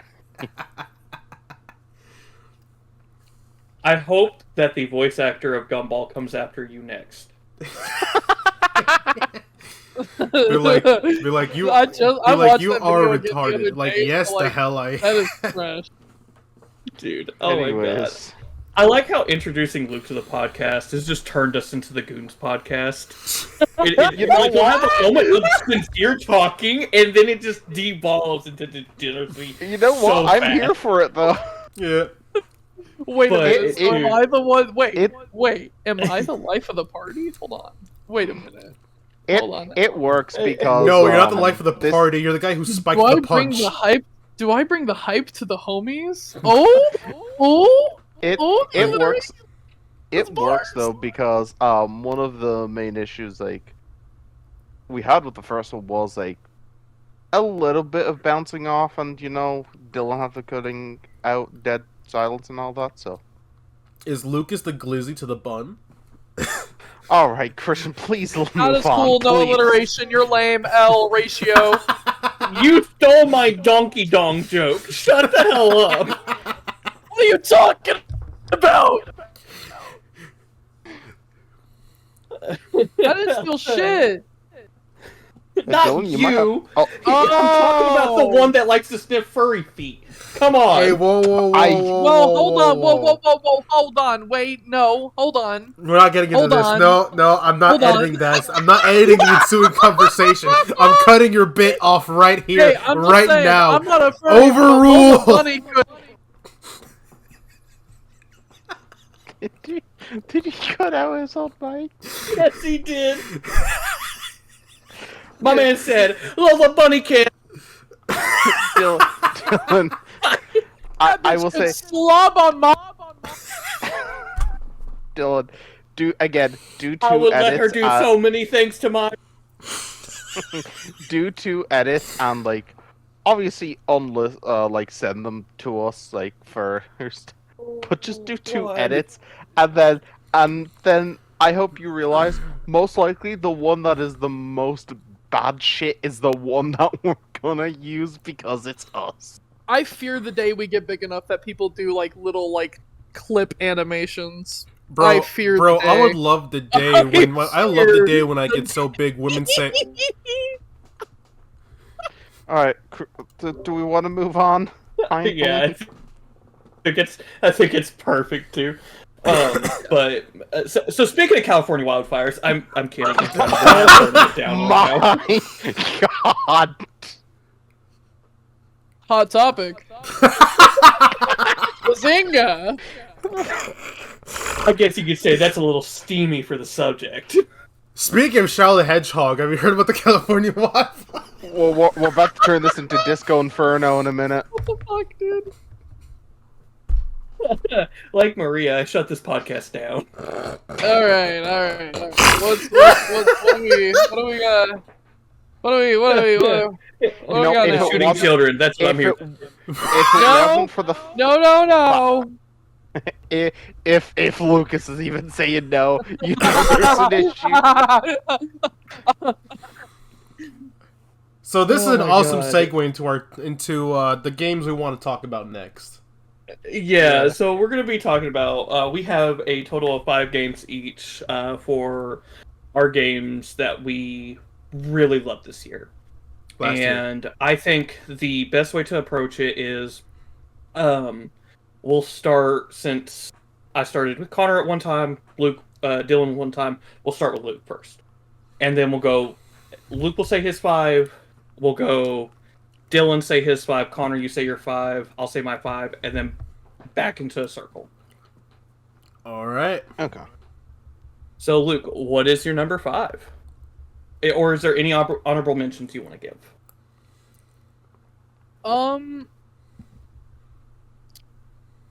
I would think I definitely have to give one to and granted, you know, somebody else is going to talk about it, I'm pretty sure. I do have to give one to Stellar Blade for sure, because even though I didn't get to play it until recently, you know, it was a game that came out last year. And I do honestly really like the way a lot of the environment is designed, like the like, especially the first area. I don't know, I really like the like apocalyptic, modern like ruin type settings. That's why I really liked Darksiders and the way they did that shit. I was about to call you an environmentalist. Shut up. Go on, Lucas. So I think that would be it for honorable mentions, though, really. I wouldn't say anything else really majorly impressed me. And now, just to clarify, do you want me to say all of my 5? No, just say your first 5, and then we'll go to... No, that's what I mean. Like, all 5 of the... The best games of Of 2024. the... Yeah. No, so you'll do your number 5, and then we'll go to Dylan for his number 5. Oh, okay, I gotcha. It's gonna be round robin. All right. Oh, okay. Yeah. So we say it and then explain why we... Yeah. Put it there, and then we'll go And then it'll to go Dylan. next. Okay. Yeah. All right. Gotcha. That makes a lot more sense. So I assume 5 would be, you know, the one that's like at the bottom essentially. Yes. Okay. Just Yep. want to make sure we were doing it that way and not some complex bullshit. In that case, I would have to put I think I would have to put I'd have to put Tekken 8 for my 5.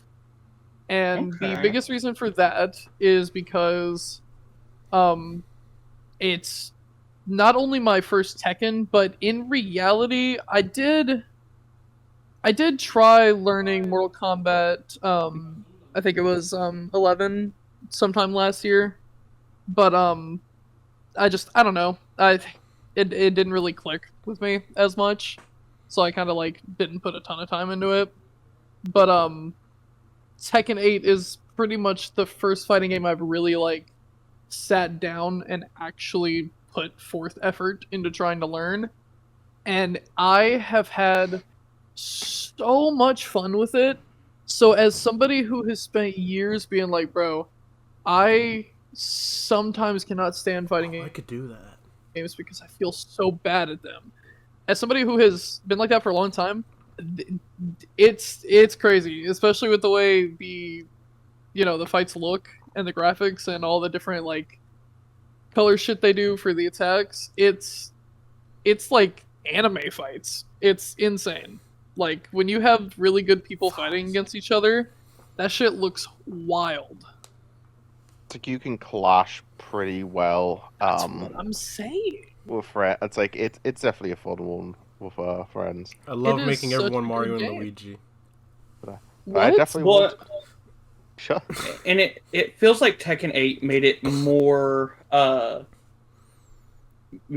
more accessible to learn than previous games, and also like even like Street Fighter 6 has like the modern control scheme, but it's still harder to learn the combo setup that you might need to learn. Which is Tekken why 8's I've never tried to learn a Street Fighter. Tekken 8 is definitely the most accessible one because it's like even yes, there's like 100+ moves, but they're not like too complex. Depending on your character, they're not too complex. Like it's easier than previous ones to pick up, and I feel like they definitely started that with Tekken 7, but they didn't have much of it. They did. Unfortunately, there is the auto combo mode, but again, it makes it accessible to newer players that want to just have fun with their friends, just like sit down or something. But 7 was technically where they started it, but I think they've done it the best with 8 because once you like don't use auto mode, I definitely think it's a much easier game to learn compared to the other ones. Yeah, no, I definitely feel that too, because Tekken 8 is one of my first one. No, I've seen you play Tekken 2. I've played Tekken 6 at a friend's house, but never actually fully got into Tekken until Tekken 8. And Tekken 8's definitely, especially for me, it's easy to get into. It's like even this is just some like this, even when I played it with some of my younger cousins, they even have fun playing it with me. And it's because, like, I mean, even when you're getting your ass beat, that shit looks cool. No. Yes, it does! What are you talking about? No. You know my Howrang combos are nasty, bro. Shut your ass up. No. I think this man wants to be put in a pile driver. If it's done by a woman, yes. Maybe. I love how you could like these sentences you can tell from Lucas said his main, but I love how from just that sentence you could tell who Christian plays. As long as it's done by a woman, it's between the thighs. I'm good. Jeez. Listen, buddy. Listen. Stop. You're gonna make me think. All right. We don't need to. Anyways, Onto my game. yeah, cool. Do I have an honorable mention? Let me think about that for a quick second. Well, I have one. Not gonna talk about it, though, because we are trying to keep some semblance of family friendliness. That went out the window, but I'm letting you know that now. Yeah, but sure. Just I keep mean, at the going. beginning we were talking about the Donkey Dong. Yeah, but it's different talking about this versus talking about a game people can actually Yeah, look up. as I said, it's different joking around compared to talking about an actual game. The only thing I'll say, it's a rhythm game. Graphics, really good. Music, absolute bop. Such a beat and a banger. Some might say a beat banger. And Shut up. This motherfucker, bro. This motherfucker, bro. There's the name for you. And it has really good dialogue. It's just a really good game. As Brett from Tears of Grace says, don't Google that. Yeah, it's just a really Do awesome... not Google It's just a wholesome rhythm game that has really good character No. dynamics.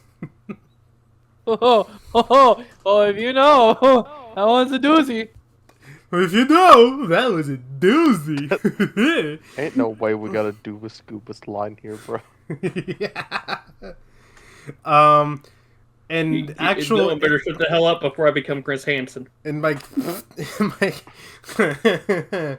I like to call you Chris Handsome. So does that make you the predator or me the prey? But anyways, Let's I would continue. love so to for my find fifth out. game, I would actually put Car X Street as my fifth, because obviously we know here I love racing games to a concerning amount. It's really good. It's really good, but it's had so much developmental problems midway through that's just kind of like, why? Like, why have you had all these developmental problems? Such as the I'll start with the negatives so I can glaze it later. So the always online is one thing that's a big thing going on in racing games nowadays. Always online. They had trouble with a lot of the handling and just the economy of the game just made it just not work at all, which they did end up fixing that later, but first impressions are always a big thing. And then you had the stability of the game. Requires SSD. I'm not a big fan of that, even though yes, I know SSD. I'm not a big fan of that. And it just had massive problems to where for some reason your GPU was just dumping memory to where you would go from 60 all the way down to 20, and then their patch to fix that wasn't really a fix. It was just, hey, if it gets down this low, just completely reset the GPU memory. That is not a fix, that's a band-aid. They did end up fixing that later on, but it's just the same thing. It's been too long with that stuff going on. But the reason why it's up there still for me right now is they have made such big efforts and so many updates to get the game into a much better spot to where it is right now. They've added better online offline functionality. They fixed a lot of the economy, added more races, adding more cars. They fixed a lot of the handling problems now. A Honda Civic doesn't feel like a 240SX. And they've just improved the game a lot from where it came from before. The online community is awesome.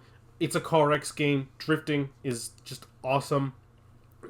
It's just come in so far from where it was before that although it left a bad impression initially, it is so much better right now than where it began. I'm willing to put it on my number 5 versus other games that probably should be there as well, just because of how far it's come and manage to like redeem itself to an extent. I mean, that's completely fair, buddy. I haven't played it personally, so I can't say too much on it. But I know you know what you're talking about with these style of games, so I believe it's as good as you're saying it is. Yeah, especially because it brings back a lot of like Underground 2 vibes. It heavily feels like Need for Speed Underground 2 inspired, which is what I love, because that is one of my favorite older Need for Speed games. I love Underground 2. And it just fills that void that's been missing from a lot of these racing games that have been coming out lately, like all these festival games. Like, no, I just want to get back to just good old racing around the city. Yeah, there's something about just like having a good old street racing game. Yep. It's like, yeah, shit like Forza and all that we play a lot, and Gran Turismo and all that's cool, but like, it's why I still enjoy Need for Speed. There's festival stuff, and then there's like street racing that some people just genuinely enjoy. Yep, and that's what unfortunately means we'll never get a Toyota in the fucking game, but you know what? Yep, but that's why I am excited for a game I'll be talking about on my 2025 game list. Okay. Yep. Which I think, ironically, has Toyota. Oh, I wasn't sure if you want to talk about yours, Christopher, if you want me to go, but Oh, no, you go first. Okay, so, for honorable mentions, I'll put, first, Warhammer, Darktide. And the reason I'm putting it there is because I promise there's not another Warhammer game on there already.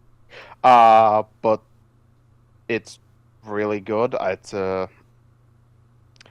coming from someone who didn't get to play a lot of the older Warhammer games. I heavily enjoy it. Like, I enjoy how the class system works, and it's really fun. And the other one I want to bring up is, because I didn't get to play this when it came out, me and Christian actually did a multiplayer playthrough of this. My other honorable mention would be Borderlands 3. I didn't get to play it when it came out because I ended up forgetting about it, and 2, at the time, I didn't have too many people to heavily play it right away, and it was something that just kind of got put on the back burner. But I am very glad I got to go back and play it, because I did enjoy the story. I think the gunplay is a lot better than the previous Borderlands, and some of the different legendary weapons you can get are fucking beautiful. But no, the game I wanted to put as number 5, and I wanted to kind of go something technically a little niche, was Azura Striker Gunvoltry. And basically, to describe it normally, it's essentially, be right to say it's basically a Mega Man game, right? Just with its own Yes. unique spin. Yes, most definitely. Yeah, it is. Now, it is something I played at the start of the year, so my memory's not fresh on it. But it was definitely, I definitely enjoyed it because at the time, this was when I was also playing the other Azura Striker games, as I played the Chronicles one, which let you play as the other character from the original Gunvolt. But Azura Striker Tree, I definitely think was a very good addition to the series. I definitely enjoyed the new character they introduced, and she was really unique in how she played. And then being able to switch to Gunvolt himself. Uh, but in this state, it was essentially Gunvolt, like unrestricted, because you could essentially fly over the whole level if you wanted. And I definitely enjoyed the story, and I feel like the bosses that they had, which would essentially be the Mavericks, I forget what they refer to them as for the game because it's been a while. The punching I bags. definitely enjoy the characters. I granted these games are now getting dubbed, so I played it in like the English dub, so I wouldn't have heard the the English as it's called they would have in the previous games. But I definitely think the boss fights were definitely enjoyable, and the gameplay was really well done. But yeah, that was what I wanted to put at number 5 because it's a style of game I definitely enjoy playing when I get to play it. Yeah, that's completely fair. I've been meaning to play that one, honestly. I really like the first two games and the spin-off game. So this is definitely right up my alley. I do need to get a chance to sit down and Yeah. play it. They actually added, I'm pretty sure I showed you, Uwe, they ended up adding a rhythm game for Gunvolt. It has all of the songs from all of the series, and while you're playing it, now granted, if you're prone to epilepsy, I would never play it because it has the gameplay from the previous games playing in the background. That's About to fair. be the Porygon episode of Pokemon all over again. Oh, and another thing, this is just one little thing. There is a system that it's how you get the true ending, I believe. There is a system they added in with this that lets you. I forget what they're referred to as, but you essentially unlock special stand-in characters. Some of them are the previous bosses from the games that you can call in to do some of their big attacks. So I thought that was like a really unique way to kind of call back the older characters, be like the for the Mavericks to come back and be able to just call some of their attacks was a pretty interesting way to do it. I don't know how they're going to continue with the series, but I'm hoping they continue to bring more Gunvolt games because it's definitely a really enjoyable series. Yeah, no, it definitely sounds really good. I think that's all I have to say in it at the minute. Okay. If you want to go, Christian. Yeah, no. So I have a couple honorable mentions games. I'll start with one of them being one we've already talked a little bit about, Tekken 8, of course. So I absolutely adored Tekken 8. I put roughly about 60, 70 hours into it, between playing ranked, playing with you guys, and of course beating the story mode. It has definitely been my fighting game going into this year. With me also competing in a tournament at a convention I go to, being OMGCon. And it was such a fun experience getting to play it at that convention, and facing the players I did. Um, so it was definitely a fantastic game that I wanted to at least mention.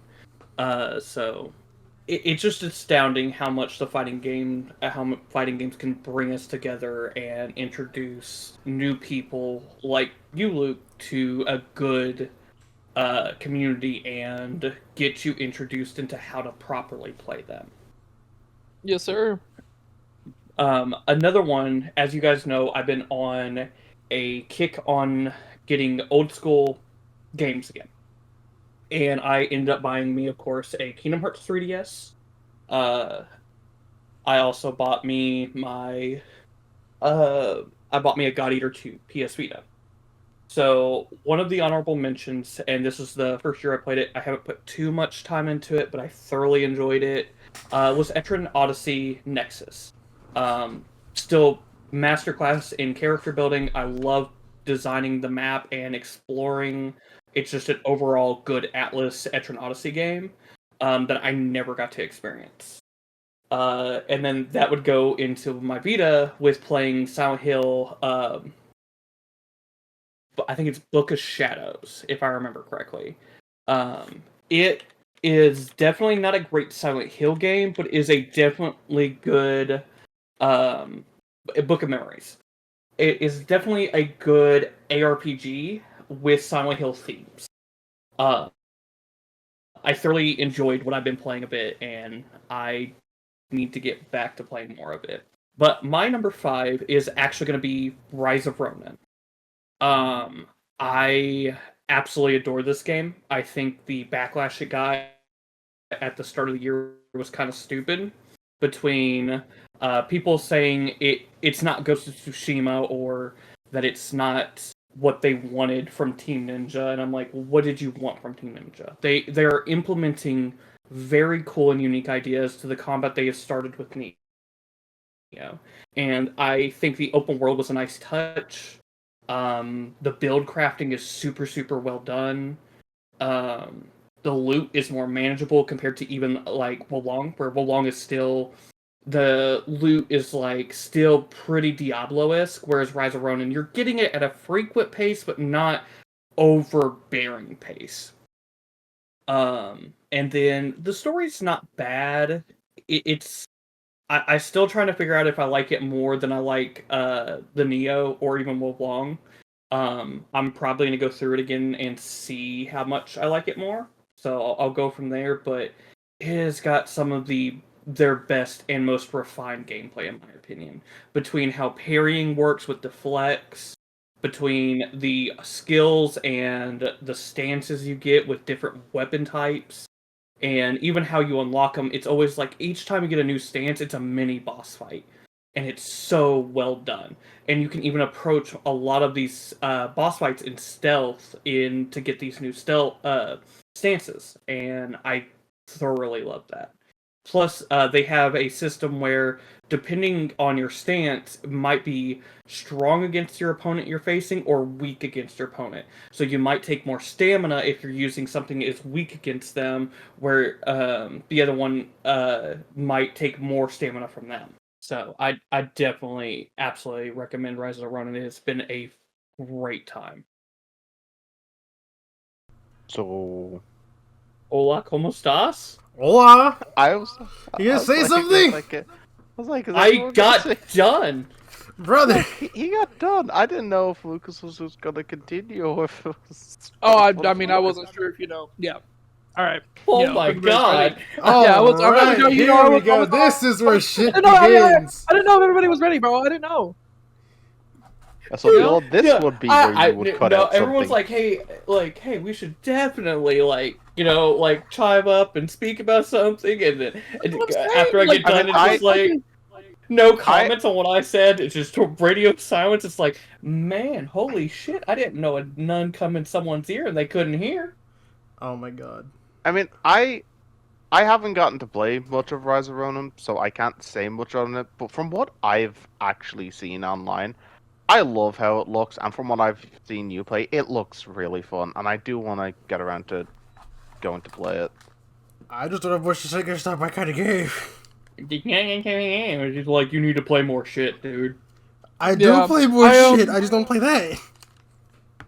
My thing with that one We is need- more just the fact that the most I've seen of it is the minimal amount I saw in a screen share with you, Christian, on PlayStation. So the most I really know about the game is essentially just, time period, and who made it. We And need to. going we off of need to just those things, though, it is definitely reason enough for me to want to play it because I love Team Ninja, and I'm also a major history nerd. So those things blend together pretty well. I feel like Christian's about to make me history. We need to at one I'm already point on it. like as another punishment for like if specifically Dylan because it's usually him. If anyone fucks up, just punish Dylan, make him do a Bloodborne run. He has to deal forfeit of cause like we did, Christian.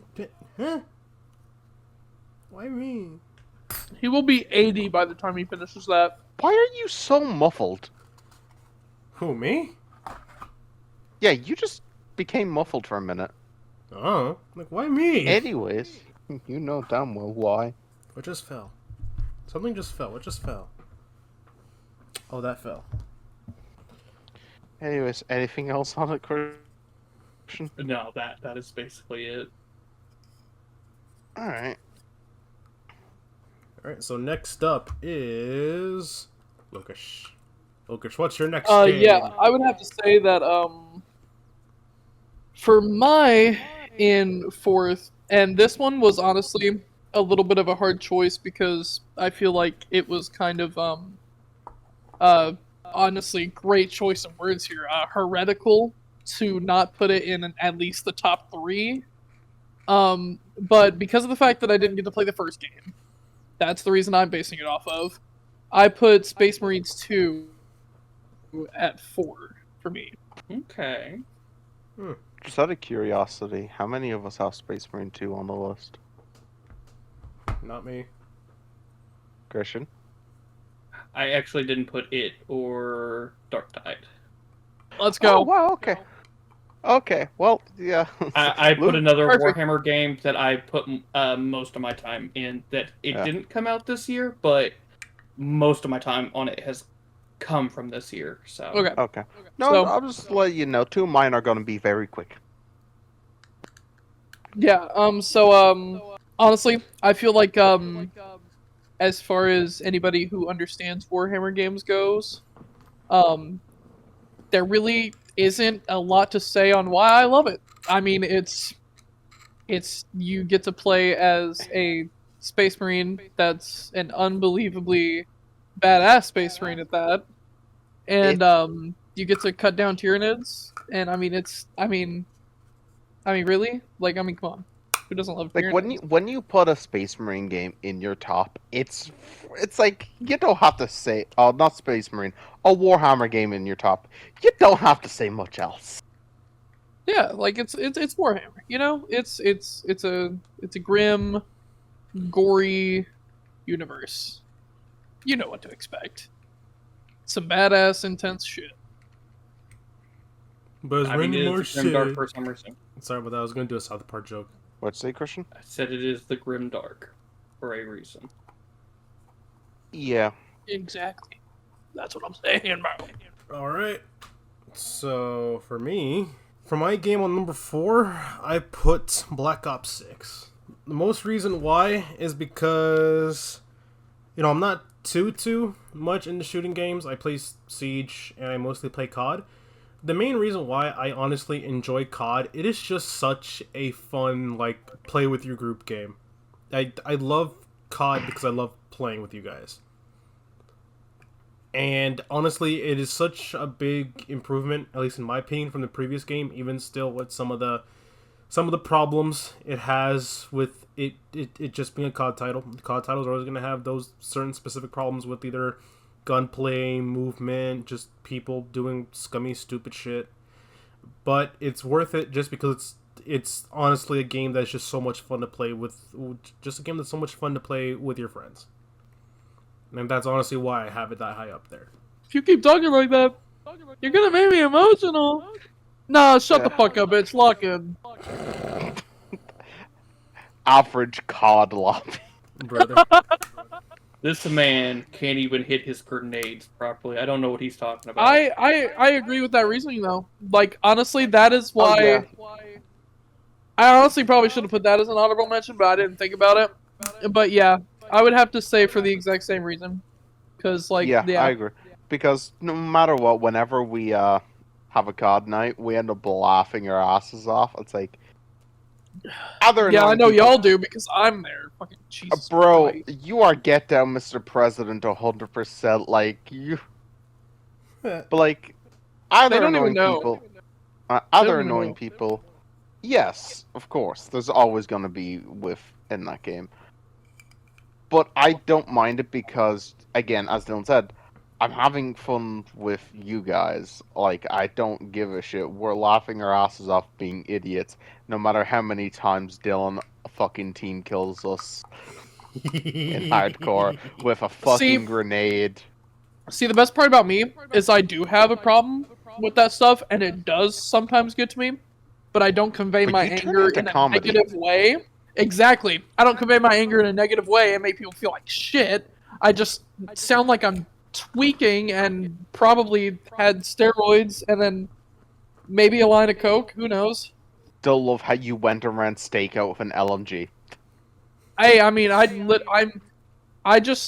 even aim. I hip fired. Hip Listen, fire. listen, Covering fire. my favorite game mode is still domination and just putting the perk that gives me 3 stickies. I hate.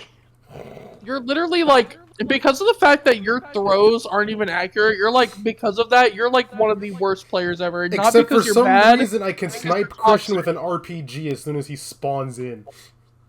That is so unreal how that happened, dude. Dude, I still have the clip, by the Please way. send it so I can put that in. No, it's been. I sent it a bit ago. I can resend it if you want. Yes, I'd have to send it for Yeah, PlayStation. if you resend it, I can see if I can save it on PlayStation and upload it, and I can put it in because that clip is glorious.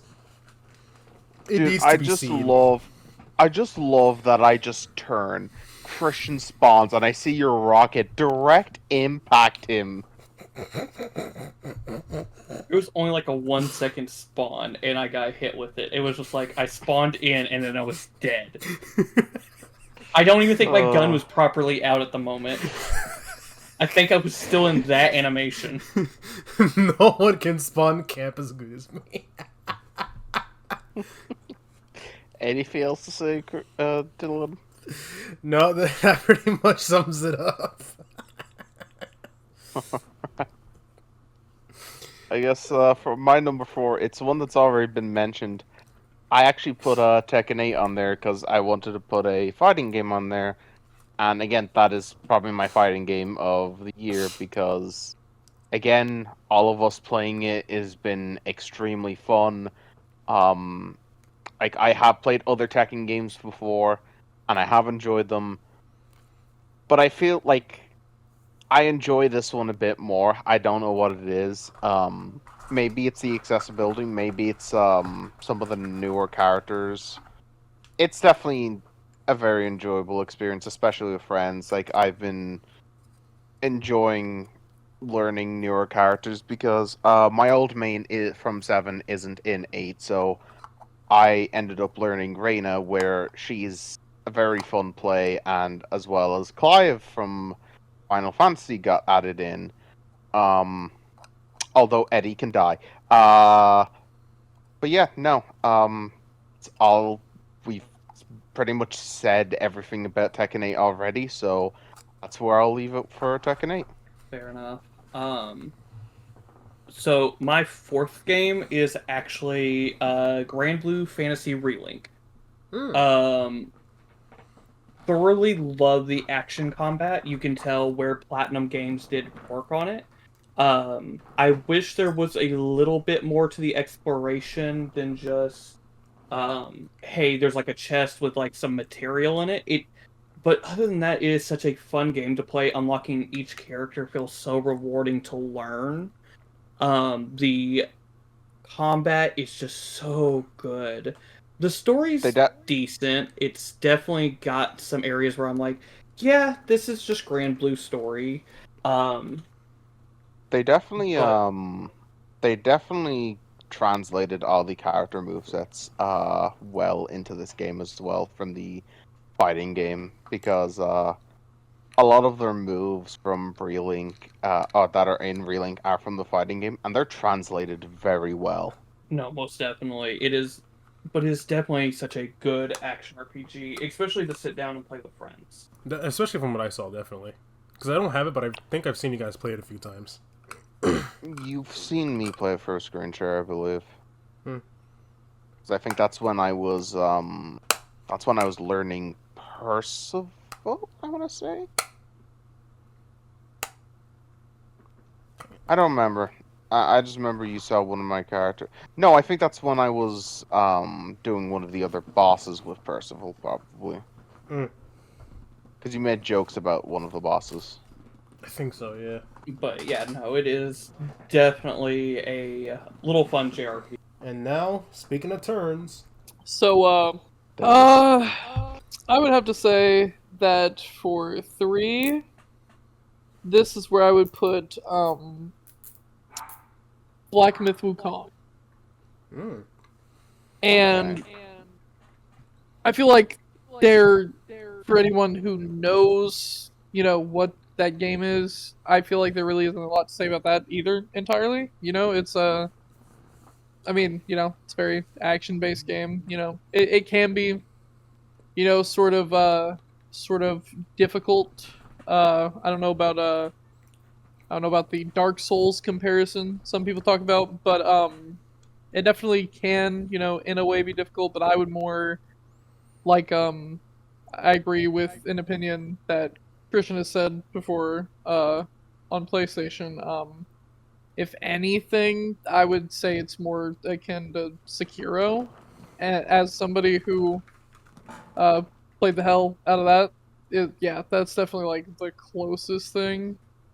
But yeah, it's a cool action-based game. The biggest reason it ended up impressing me so much really was just because it was the level of detail with the combat when it came to the bosses and stuff, I think. Because it reminded me a lot of like just the fact that whenever you would get grabbed, it almost kind of went into like a cutscene sort of for a second. That just like, I don't know, it kind of reminded me a little bit of like Ashura's Wrath in some way, because that game kind of did similar shit in a way, where it would go from like you'd be in a fight and then you do like this like cutscene QTE and then you'd go back to a fight. It was just a really entertaining, cool game to play. Yeah, plus it's a really interesting take on the journey to the West story as well. Yeah, and it's such an amazingly progressive game for having a monkey as its main character. Oh my god. I feel like that could be taken so many different ways, and yet it's only going to be taken one way. If we can, that one is probably going to have to be... Yeah, well, that might have to be a metal pipe, Dylan. I guess you can say that is one way to say he has a giant donkey dong. I guess you can say Donkey Dong! Woo! I'm gonna go look at it again. Keep coming back. I guess you could say sweet baby, huh? I'm gonna go look at it again. Oh, woo! Look at that thing! Goddamn! That's a topic. That's what I was referencing with the first thing. Damn! Look at that thing! Look at Not the what you were balls. thinking. Get your mind out of the baton. Anyways, go on, Dylan. Anyways, for my next game, as I shall eloquently put, I put Zenless. Zenless Zone Zero is my third game. And the reason why is because the game is... It is such a vibe. It just has so much style, so much personality. The animation, everyone just has that jiggle physics. It is not exclusive. The combat is just so stylistic in terms of like the animation, all that, and it's just a really fun combat system in general with how you have, of course, the character affinities and stuff like that. And I really do love the game. It's just somewhat hard for me to keep up with it just because it is also a gacha game. And I've never been good at keeping up with gacha games because I'm not... Well, I've played grinding games before, but I just don't like doing the gacha grind. So I do come back to the game every now and then, and I really every time I come back, I always relive why I love this game. It's just I can't keep up with it, just because of the gotcha stuff. But that doesn't take away from what I do love. It's like there's so much of that game that I do love. I feel like I'll be doing a disservice not to put it up there, especially as someone who is studying animation. Oh my god, this thing is just an animation goldmine, especially if you look at the specific frames. It definitely is one of the more friendlier free-to-play ones. Oh, out yeah, there definitely. As well.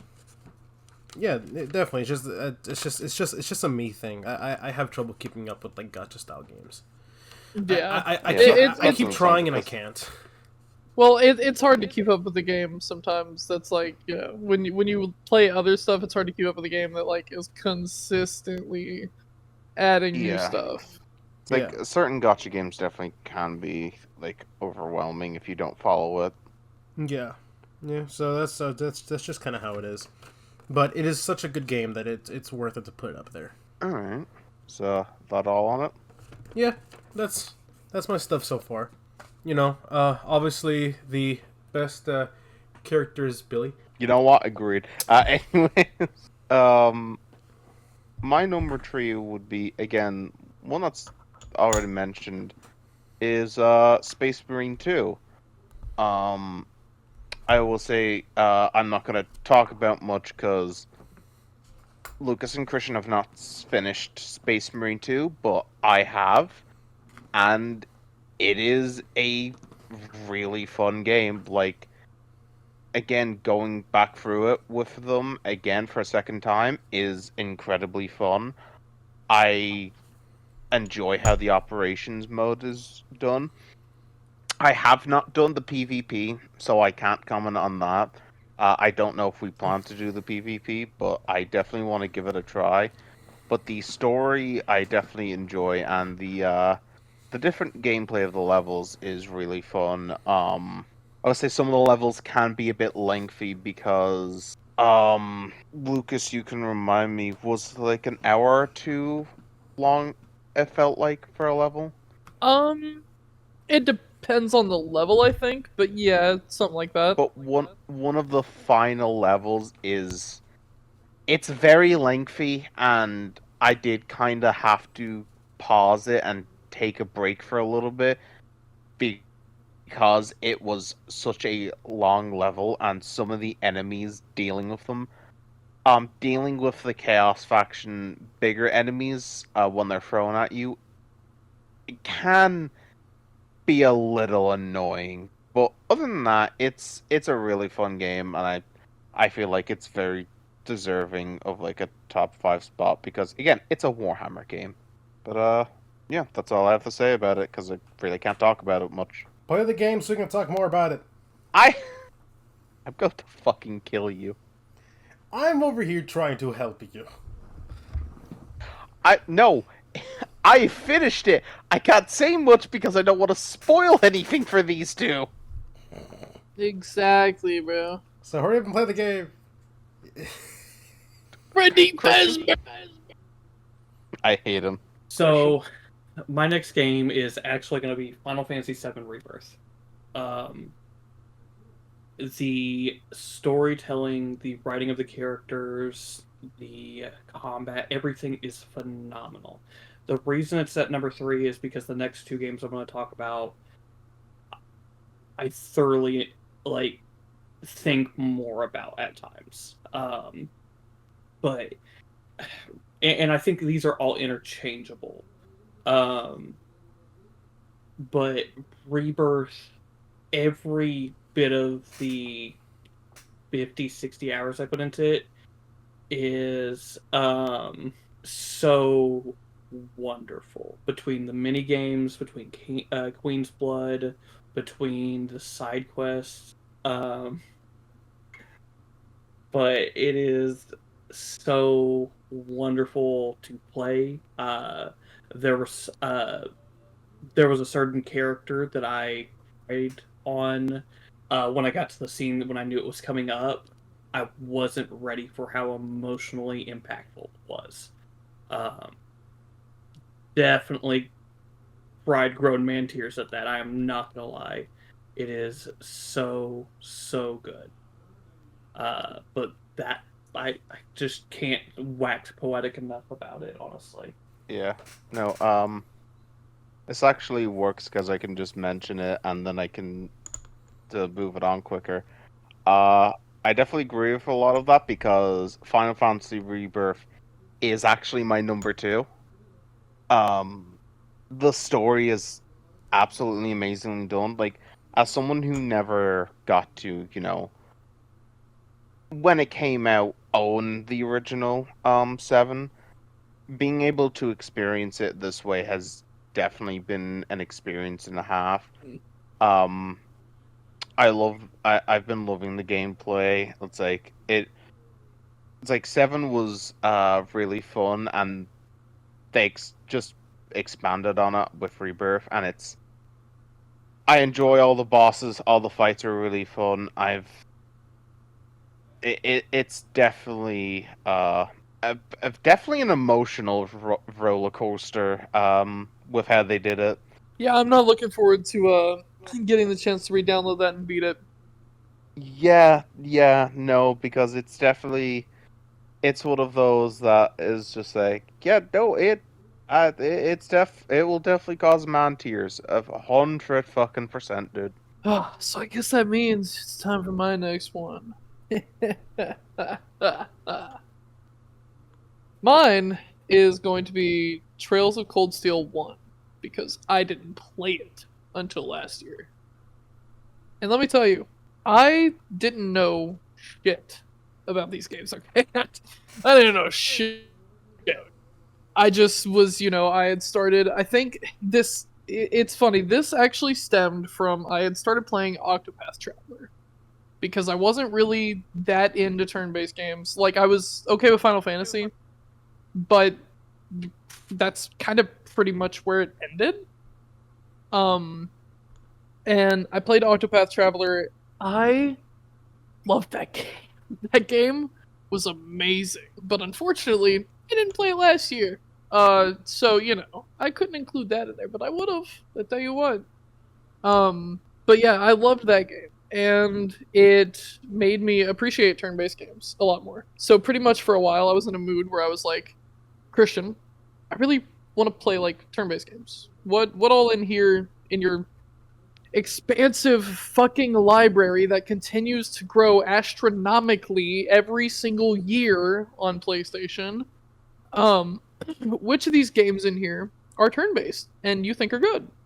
And Trails of Cold Steel was one that was mentioned. And with the way he described it, I thought it sounded pretty fucking cool. So, went and played that. Oh my god. It was really funny because a lot of times I usually hate very stereotypical anime tropes, if that's how the character stays the entire time. Like, I hate it. But that's if that's how the character stays the entire time. And the game, it writes the characters so well that some of them, it'll start and you'll think, oh, yeah, they're following this trope. This character's gonna be fucking annoying. And then the character actually, has some progression, and you actually kind of learn more about them and kind of understand shit, and you're like, oh my god. It was actually... It honestly... I think I got a lot more emotionally attached to that game than I thought I was going to. Considering it was a series that, it was my first time going into it. Because I actually... I cried by the time I beat that game. I think there were a few times I cried, I just can't recall the specific times it would have happened, but I know by the end of the game I definitely did. Dude, that game... that franchise, and to be 100% honest, I was debating on putting Trails Through Daybreak on here, but I'm not finished, and I typically like to finish the Trail series because their ending is so good. It's just yeah, I can put it on here and confidently say that it's been one of my top games of the year. And I'll be upfront, I wanted to do the same for Like a Dragon. I was like, I'll put it on my top 5, and I thought about it, I was like, no, I need to finish this one. Infinite Wealth is just so good, but the problem is I want to beat it. Same with Metaphor, and it's knowing what's going to be at the end makes those games so much more appetizing. Yeah, no, and see, that was... It's really funny you mentioned that whole ending thing about the franchise. I can technically attest to that because even though it's my first one, in reality, from a writing standpoint, if you're wanting to, do multiple games, the ending of one is fucking perfect because it makes you think, oh my god, what the fuck is going to happen to everybody else? Right. Because, And if you know, you know. And then, Yeah, and then a second one comes out, meaning, oh shit, you know what I mean? Like, yeah, no, technically speaking, as far as, like, how people would have felt when it was coming out, like, in the present time that it was coming out would have felt, that's literally a perfect ending for when you're wanting to do multiple games. That's so good. Yeah, no, it's such a good franchise. Like the Legend of Heroes series is super good. From Trails from Zero to Trails to Azure, they are such a good franchise. And to see that we're getting the Sky remake this year makes me super excited. I'll put Satisfactory as number 2. So Satisfactory is obviously not a game that has come out in 2024. But it's a game I play in 2024, and it's been in early access for years. And in 2024, it did come out, finally, in the 1.0 update. And since that was my first time playing it, I'm including it. It is such a clusterfuck of a game. And I love it. If any of you people have seen the YouTuber, Let's Game It Out with Josh, you will have known the chaos that can ensue, and I have made it happen. Yes, my PC sometimes wants to kill itself. The game is so beautiful, you can't believe it. The game is so beautiful, you can make a whole bunch of stuff. If you have OCD, it will trigger it like mad, or I will trigger it if you ever play multiplayer with me. Because the whole basis is make a factory and make it run as good as efficiently as possible, or make a clusterfuck while doing it. Or completely crash your PC in the process. And it is so much fun doing that. And also you can do dumb shit like sending dogs over a cliff using trampolines to dispose of radioactive waste. No. Okay, I thought there'd be more reaction to that, but alright. Well, so my thing about that is, one, I only knew the game by name. But I will say, hearing you talk about it, I do think that would actually be like, I don't know if that's I don't think it's a game I'd play solo, but it's definitely something that, like, if you can do that with multiple people, oh my god. Oh my god, I cannot even imagine. If it had imagine multiplayer, we would all be wanting to kill each other. It's essentially, if you ever seen Factorio, it's that, but in a more 3D environment. That's so funny. Yes, and can you believe it's remember the same devs that made Goat Simulator? Are you serious? Yeah. Really? Yes, the same devs that made Goat Simulator. Same devs that Jesus. Yeah. And, that is insane. Yeah. And no, it's really good. It's generally really good, awesome, fun game. You can make cool stuff. Make cool vehicles, optimize stuff. It's essentially, as I said, it's essentially Factorio and stuff like that. You're just making a factory to just make shit as efficiently as possible, or break your computer while trying. Or if you want to mess with people that have OCD and make them want to kill you, then invite them into that. And there you go. And that's why it is my number 2, because it is just such a chill game to just play. And I've been waiting for it to come out in official release since forever. Especially after seeing Josh's videos about what he did. The man essentially just I need to link you guys to his videos. The shit he does will just make Connor want to jump off a bridge. Yeah, I was about to say, because I definitely want to look into it. I'm telling you right now, the stuff he has done will make you just want to jump off a bridge. The man made a tornado of treadmills. I don't even want to begin to try to process that. If it tells you this, the devs use his save game to stress test the builds of the game. Oh my god, that's great. Every That time is he releases a wild. video, they ask him for his save to optimize the game. It's honestly kind of really smart way when you think about it. Yes, because at the end of almost every video, his game just becomes 10 FPS. And then he sends the save data in. Next video, hey, guess what, guys? We're back up to 60 FPS. Time to break the game even further. So there's a reason why that game is so heavily optimized. Even when they switched to Unreal Engine 5, I think. Oh God. So yeah. So yeah, it's a game that can run on a potato because this man stress tested a freaking 5080 or some shit on it, a 4080 on it, and it's still bent to its knees. Jeez, Lucas, My no. bad, bro. Lucas, no. What? It sounded like you said Bentley. I like cars. Bentleys are fucking. So you like a brick? Got it. Yeah, like bricks. All right. I mean, yeah. I mean, Anyways, bricks of Dylan. cement. Yeah. I'd already said it already. Rebirth is my number 2. I said what I loved about it already when Christian was talking about it. It is a fantastic game, and yeah, there's not much else I can really say on it that I already haven't said or that Christian hasn't said, because I thoroughly enjoyed it. The music, the gameplay, the story. It's all really good, and I think that's all I have to say on Rebirth, honestly. So my number 2 is actually going to be Warhammer 40k Rogue Trader. So this is from the developers of Pathfinder Kingmaker and Wrath of the Righteous.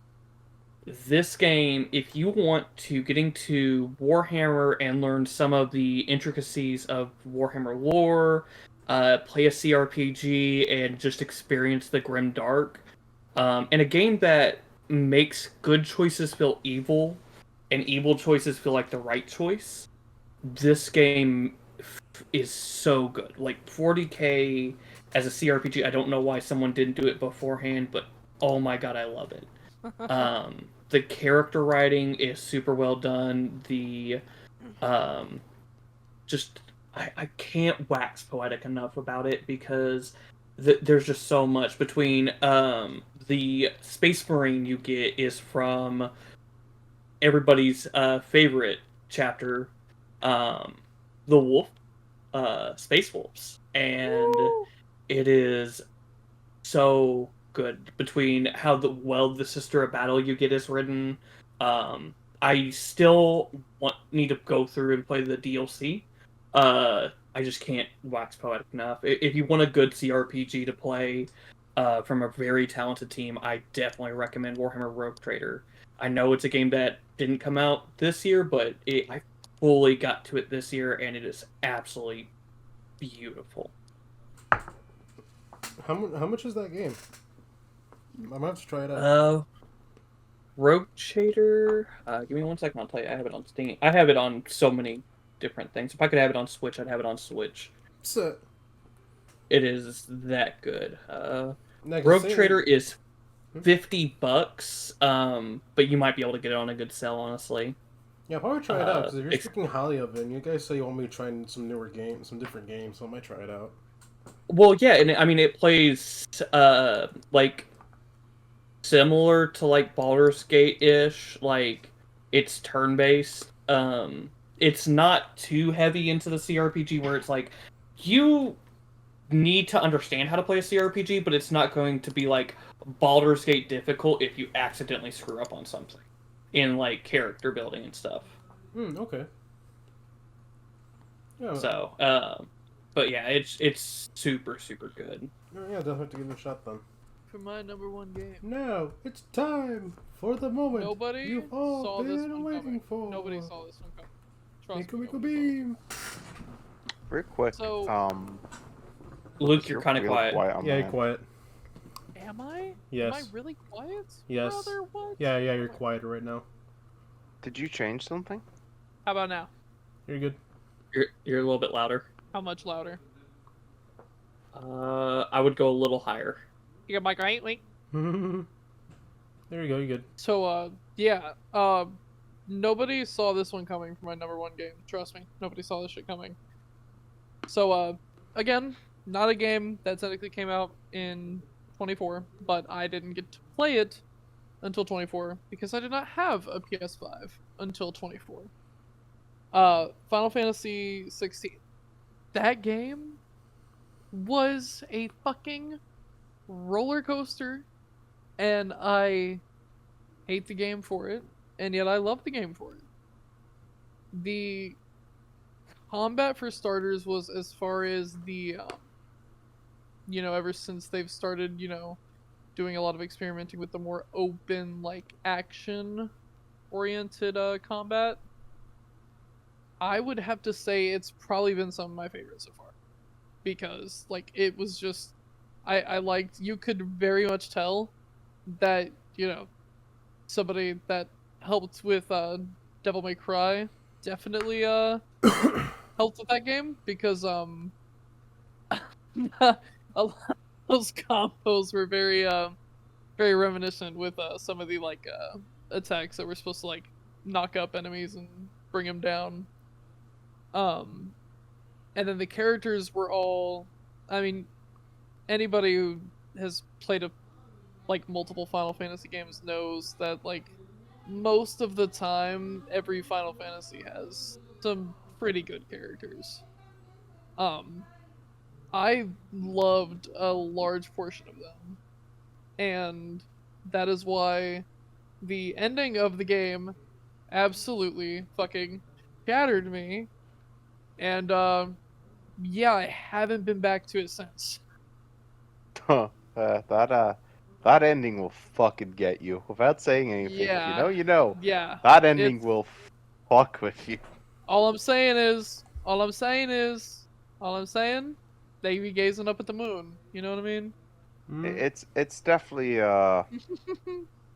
dude, that game is like fucking amazing. Like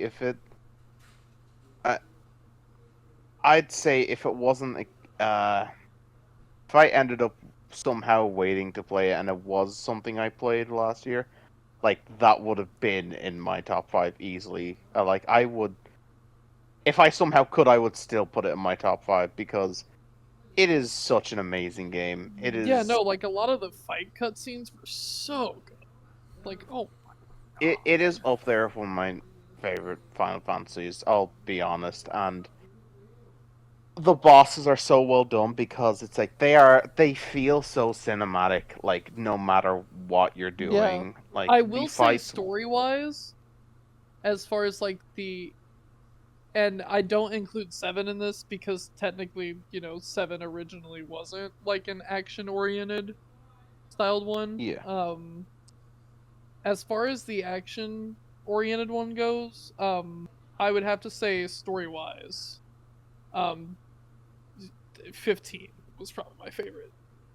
So, yeah. So it was surprising though, because 16 did get close.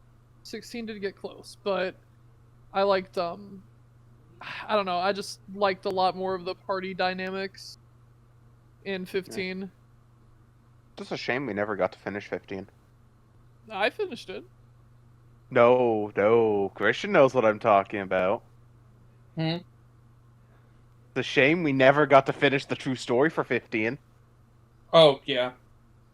Yeah. Because, fun fact, that game has been rewritten like 3 separate times, and that's the sad part. Oh, that's what you're talking. Okay, I was about to say, I was like, what? Yeah. So, episode Arden is the last episode. There was going to be 3 more after that. It was going to be the Dragoon Girl, I forget her name for a moment.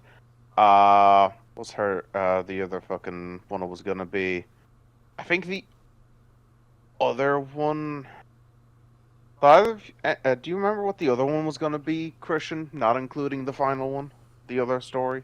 I can't remember exactly off the top of my head. I know it was going to involve just the main cast, but the final story we know was going to be episode Noctis. And Bahamut was going to be the final villain, essentially. because the story for it was going to reveal that Bahamut was fucking with everything. And, yeah, no, that got cut short, unfortunately. I definitely think if that got to continue, I'd definitely put 15 up there, but right now, 16's definitely just... 16's above it for me because of that. Yeah, it's completely fair, honestly. Not gonna lie, I kind of lost track. We're doing the first one now, right? Yes. This motherfucker. Not gonna lie, I lost track of the first thing. So The longer this goes, the more work you have to do to cut out. yeah. All right, so Just don't make it as long as last time. all right, so for my number one, I got Yaomi Hustle, aka your only move is hustle, which the reason why, and I'll explain what this game is. It's essentially turn-based Super Smash Brothers. And I love it. It is stick figure turn-based Super Smash Brothers. The online matches with people are so much fun because it is literally just... It's a turn-based fighter. So where you have to do directional inputs, specials, you have to calculate frame advantage, it is just a nerd simulator for people that plan out fighting games. Like if you want to experience what's like possibly what pros are thinking in their head in real time during Smash Bros. Tournaments, it's probably the best way to experience that in a simple manner. And what I really love about the game is that at the end of the battle, it replays the entire thing in real time. So you could have replays of these cool, awesome stick fights that all came out of you two essentially having a backyard, but this is stronger. No, oh, you missed. Oh, you thought you did type of fight with Smash Bros. Mechanics. It's freaking amazing. Oh, and the mod support is insane. The modded characters and modded maps. It's insane. I hate how interesting you made that game sound.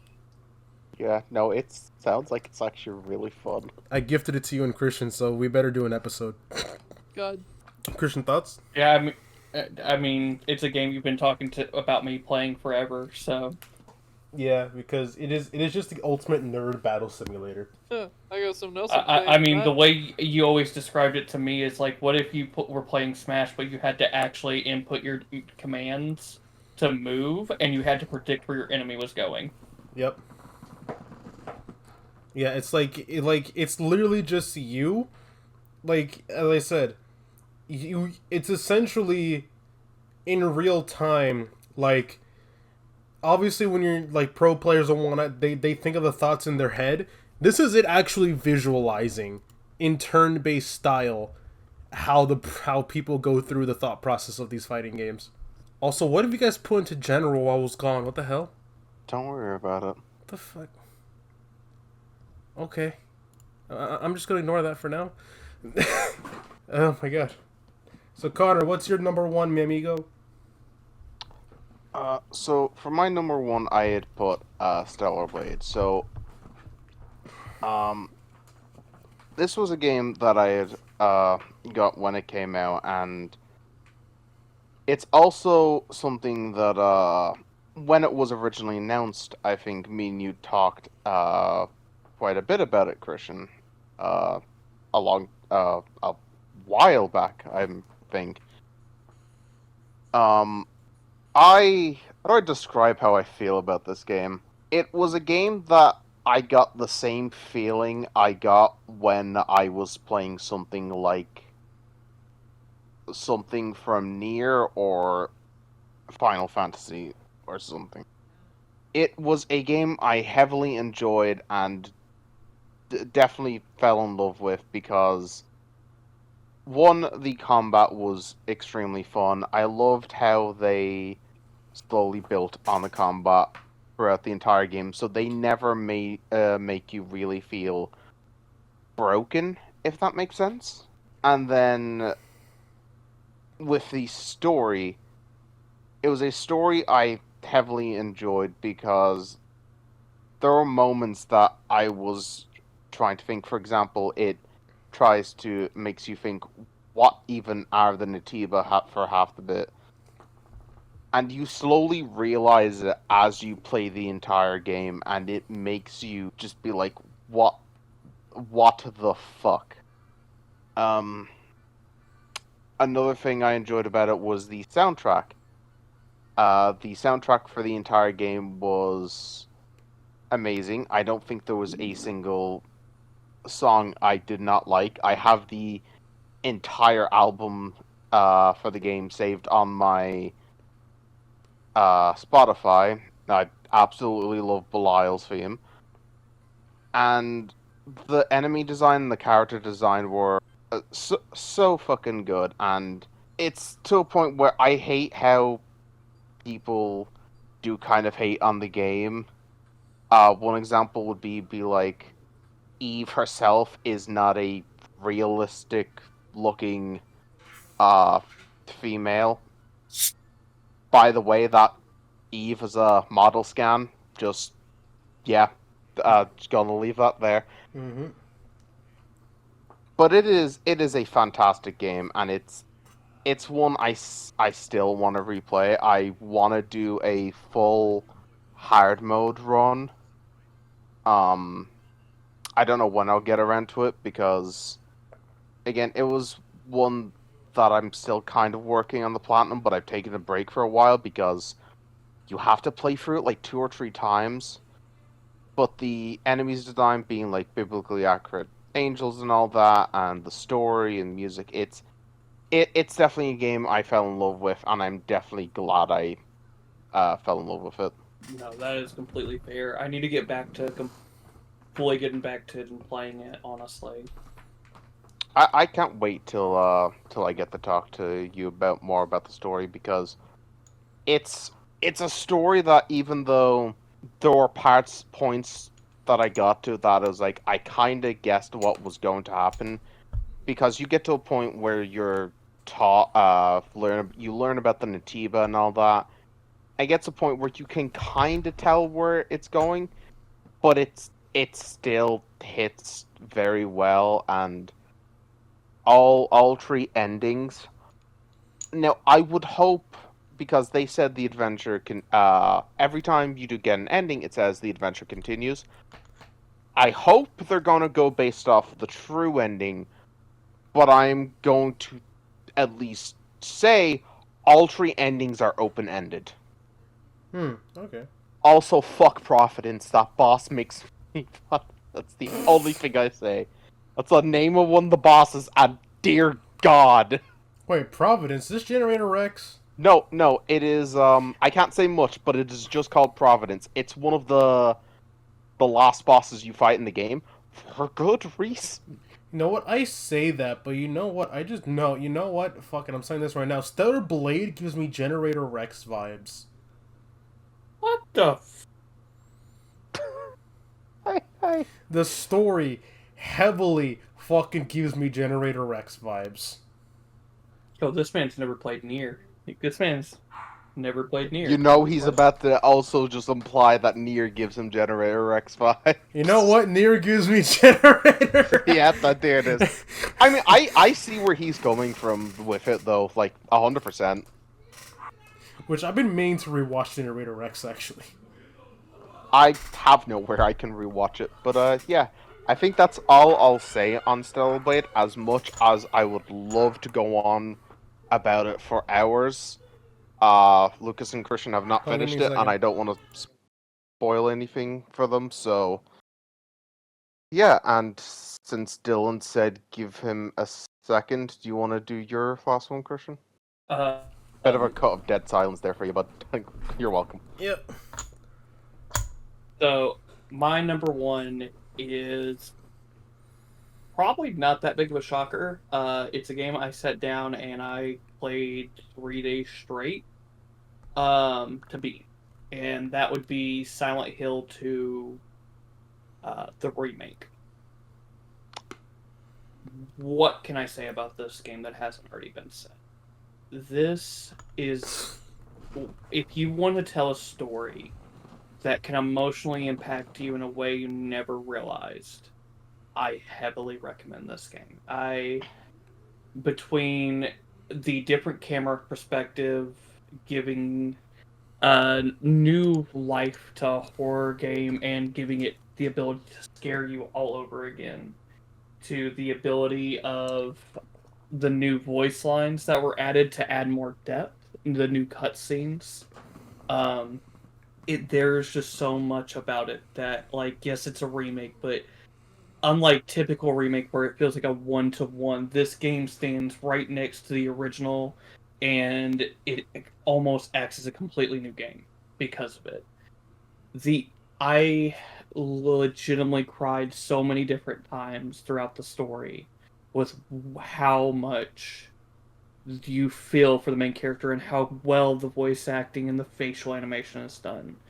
The the combat is very arcadey in a way, but it works in the way you're going against the enemies or even the boss fights, because it adds this uncomfortable tension, unlike the Resident Evil remakes or even the sequels to Resident Evil. So it's one of those games that I think is just almost damn near perfect. I've gotten the in-water ending and the leap ending. I'm still working on getting the other endings, but it is just downright so good. I mean, I even agree with you. Like, I watched you play the entire game, and even I agree that story was fucking amazing. Like, even just watching it, like, because I at least know how the original looks, and seeing this, it's definitely just like you're playing an entirely different game. And again, it has an amazing story, and also a very totally intelligent AI. Bro hid behind a wall and thought you didn't see him. The mechanics of that game are just so good, and lead into some of the funniest and also most terrifying things that could happen. Yeah. Yeah. It literally had you like see an enemy run across the screen and try and hide behind a wall, like stay still, like you didn't see it. So now I guess it's time for the games we're looking forward to. Yeah. Since we're going a little long, we can do like a couple per each. What do you guys think? Yeah, I mean, I have about 5. Yeah, same. Lucas? Oh, okay. I wasn't sure if we were gonna go in the same order for. Let me pull up my. So, I guess if that's the case, I will do probably. Yeah, I'll probably do the first two I've got typed down first. So one of the games I'm really looking forward to is Monster Hunter Wilds. My first introduction to the series technically was World, and I pretty much fell in love there. So I'm very because I've played a lot of Rise, especially with these guys. I absolutely loved it, and so I'm really looking forward to a new one. I cannot wait to see what else they'll do, because we played the recent open test they did, and it wasn't bad, considering that they don't want to spoil too much of the surprises. They gave us a little bit to do. I actually found out the beta they're doing in February. I will forewarn you, because of course we're gonna play it because it's Monster Hunter. Yeah. I think they are gonna do more than one new monster. They're gonna do, a returning monster and something else. They did put out a statement saying, while yes, they did get all the feedback from the previous beta, the fixes they did for that beta will not be present in this next beta. Oh. They will be present in the main game. Oh boy. So it won't be a perfect beta, but like that's more cause We'll at least have new monsters though. yeah, I think it's like one or two more monsters. So it's basically gonna be like the same beta. One's a returning monster and the other we might get a new monster, or we might get another returning. I'd see them doing a new one though. And so my other game I'm looking forward to, which it's really funny because this, We'll get to this it when we game get to it. actually no, we're doing a couple, remember? No, I'm talking about a joke we can add because of the number one, number two. I'm gonna eat you. I thought you were referring to that, my bad. So this one is really funny because I it actually comes out in like I think like a week. So, technically it's still it's technically upcoming. So, since I'm talking about it today on the 21st, it technically it's not out yet. I can't play it. It's Tales of Iron 2. And this is such a niche game, bro. It is a action RPG, right? It's got like a kind of it's a 2D action RPG. It's got like a simple parry mechanic, attack mechanic with square and triangle. It's got a little dodge roll. You play as a rat. Wait. So so in a sense, just think of it essentially as, in the sense of, it's like a it would almost be like this rat is like the main character in a Souls game. He's just a little guy and he gotta fight other really big creatures. You better screen share this when you play it. No, I want to, because, well, see, the thing that sucks is I'm not even gonna be able to get it yet. But I do look forward to it when I do get the chance to play it, because it the new one the looks joke? like it's going to be it's going to almost be like Norse rats instead. Like, it's going to take place in a different region in the world. You know the joke And you I'm made so with rats excited. when you were playing Hades? Yeah, it's ironic, isn't it? That a game I yeah. really enjoyed, a little indie game I really enjoyed, was playing as a rat. Yeah. So Lucas, you know how you said you're like, this game's coming out in a week, so I can't play it yet? Yeah. So I have a similar game, but it's coming out on Thursday. Well, actually, no, No wait way, a minute. Yeah, Thursday. The brand new Tokyo Extreme Racer game. I fucking hate you. The game that we have not had in the series for 18 years. And they finally brought it back. They finally brought back that classic, and from what I've seen people talking about, it's as if this series has never even left. They brought back the vibes, they brought back the cool, wacky storytelling, all the funny characters, and even references to older games, and a whole bunch of cool customization in cars, and that classic highway street racing. And people are saying it's already the racing game of the year, and this is just early access. It's not even the full game. Fair enough. Yep. Because people are like, we're finally getting something that's not another basic festival-style game.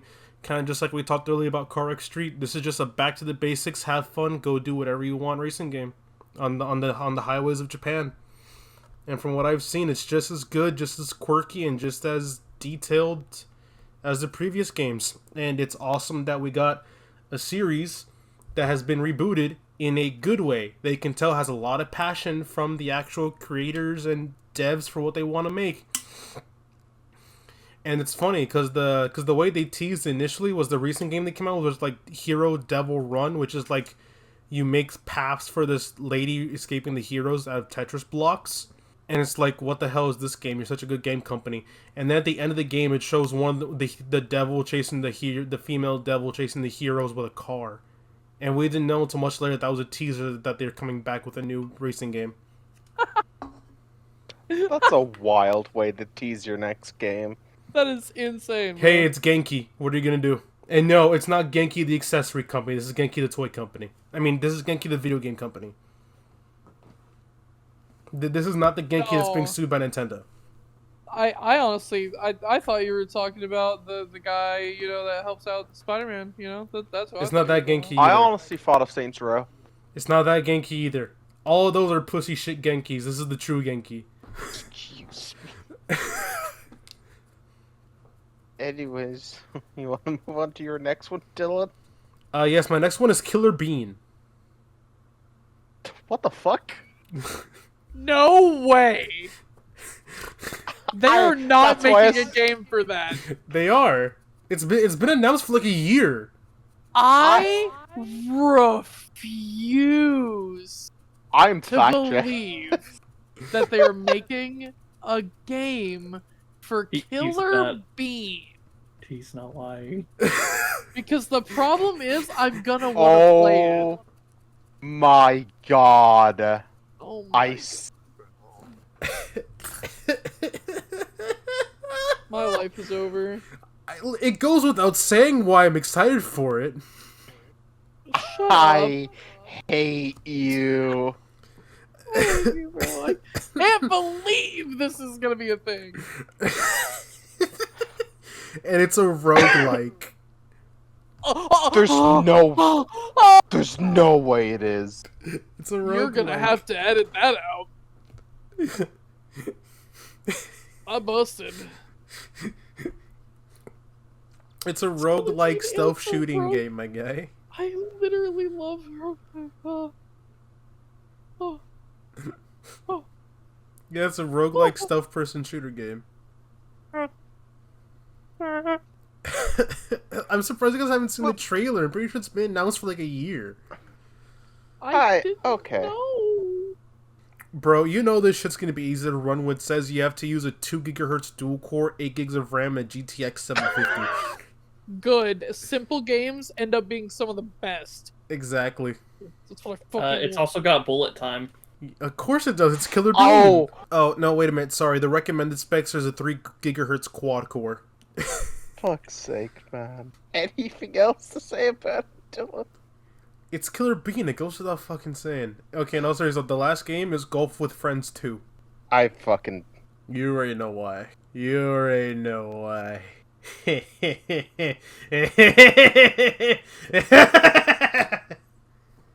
Anyways. Yeah. I'm gonna laugh. You just want me to just move it on? Yeah. Okay, the order I'm gonna say mine is like least excited to, like, it's the top of my radar. I thought about not including this, but like I thought I'd at least mention it because it's definitely a game that is like kind of goes without saying. I thought I'd at least mention GTA 6. There's not really much to mention when you bring it up because it is slated for this year, hoping. Like they say they are on track to their 2025 release window.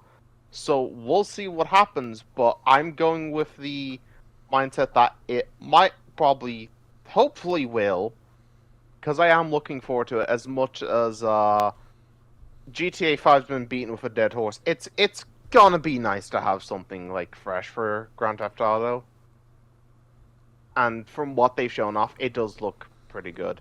The other one I'm gonna bring up, I'm actually gonna change the order of these two because these are interchangeable for me. Is AI Limit. It is a game that I am looking forward to which I think I have to put my yeah, I do. Okay. It is a game that I'm looking forward to. My brain died for a second. I apologize. It's the game you're looking forward to the least. It absolutely is not a game that is worth... Shut the fuck up, Dylan. So I will say certain games, I have a certain way of keeping them on my radar when it's something that I am excited for. Sometimes, depending on the game series, I will try and avoid as much as I can about it. So I can experience stuff like fresh. And this is kind of one of those games, so I haven't looked at, like, all of the trailers and everything. but it's definitely one I am looking forward to playing because it looks really fun. And just so it moves on quicker, the one I interchanged it with was Assassin's Creed Shadows, because I am actually genuinely looking forward to it because one, the Japanese setting would be sick as fuck, and to experience the story of Yosuke as well. And it's Assassin's Creed. I hate how people hate on Assassin's Creed so much now, and I genuinely enjoy these games. I loved Valhalla. I love the Ireland DLC as well. What do I And hear the yeah. wails of crying babies that are sensitive? Oh, yeah, no, and I don't give a shit. Respectfully, I don't give a shit. Because I'm still going to enjoy the game and play the fuck out of it. Yeah. But, yeah. Christian? So, some of the games I'm looking forward to that I'm most excited about are, I would say the first one being, I am really looking forward to Kingdom Come Deliverance 2. Like I said earlier, I'm about to be going through Kingdom Come Deliverance 1 again, and 2 just looks like it's taking everything from 1 and either improving on it or making it look better. And it just looks so good. It being in that time in Bohemia, during the Holy Roman Empire and everything, it looks so good. It looks like it's going to be such a great game. The humor is going to be good. They literally showed in one of the openings that you'll have to you can drag a body out of a shithole, a literal shithole, and you will lose, and then it can lead to different outcomes and everything. So, like, I cannot wait for KCD 2. I'm so excited. The other one is, I'm going to say, Crimson Desert. I really like Pearl Abyss. I really liked Black Desert from what I played back in the day. And seeing that we're going to get a similar style combat system, single player open world, and how massive it looks, and how just genuinely fun it looks. I cannot wait. It looks super, super good.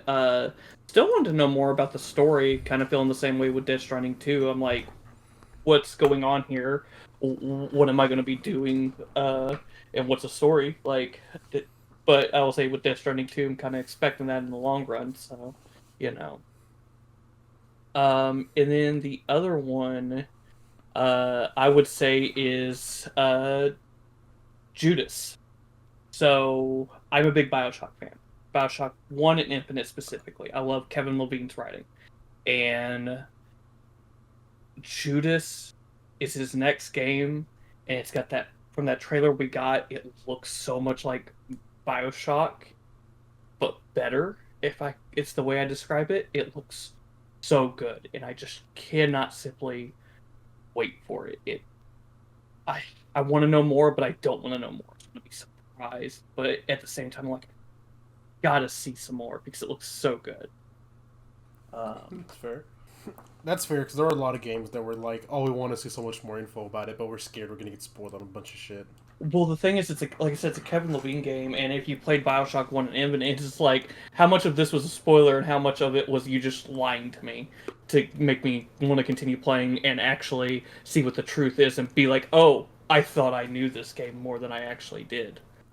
You thought you knew the true story, but it was actually I who dropped you as a baby. No reverse. By the way, Connor, can I just say one thing about I am also excited for GTA 6. I just hope they fix the bug about cougars being in missions when they're not supposed to be. Oh my god. No.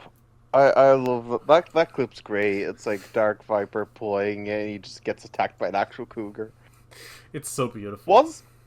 Is that an actual full glitch, by the way? No, he just genuinely, people thought cougars aren't in missions, but they are. It's just super rare. That's why I was confused of it appearing there, because I've seen animals spawn during the story mission, so that's why I was so confused. Yeah, no, it's just rare. Yeah. Would you say it's a rare where? Okay. No, it's not a rare where. The people that make rare are rare, and even then, sometimes not the games are rare if they're good. But that's why people call them rare games, rare, and the rare. My brain. It is now. We've been recording for a while. It is half one. Dead. Shut the fuck up. Swear to God. Oh my god. Also, on further news on me being in the shitter and looking at news articles, someone has rediscovered the Prada video game console. Moving on. Is that where you're stopping for now, Christian? Yeah. Go ahead, Lucas. Alrighty. These ones are going to be interesting because in reality I don't have a lot to say about them because I purposely have not looked at any gameplay or like anything that's come out at all because I know one of them I don't think it actually has gameplay yet. I think it just was announced is all. So the first one is the first Berserker. I mean honestly just off of like the few screenshots I've seen from in the store, it looks fucking sick. And I cannot wait to get the chance to play that. I just love the, you know, it's got the flashy like action style to it and I like it. It looks like it's gonna be fun. What's your other ones, bud? The next one is Mafia: The Old Country. Oh, Yeah. Oh yes. yes. I didn't get into the Mafia games until I want to say it was the year before last or the year before that. Either or. I started with one obviously because it was they made it available on Plus, I think, is what it was. Yeah, it was.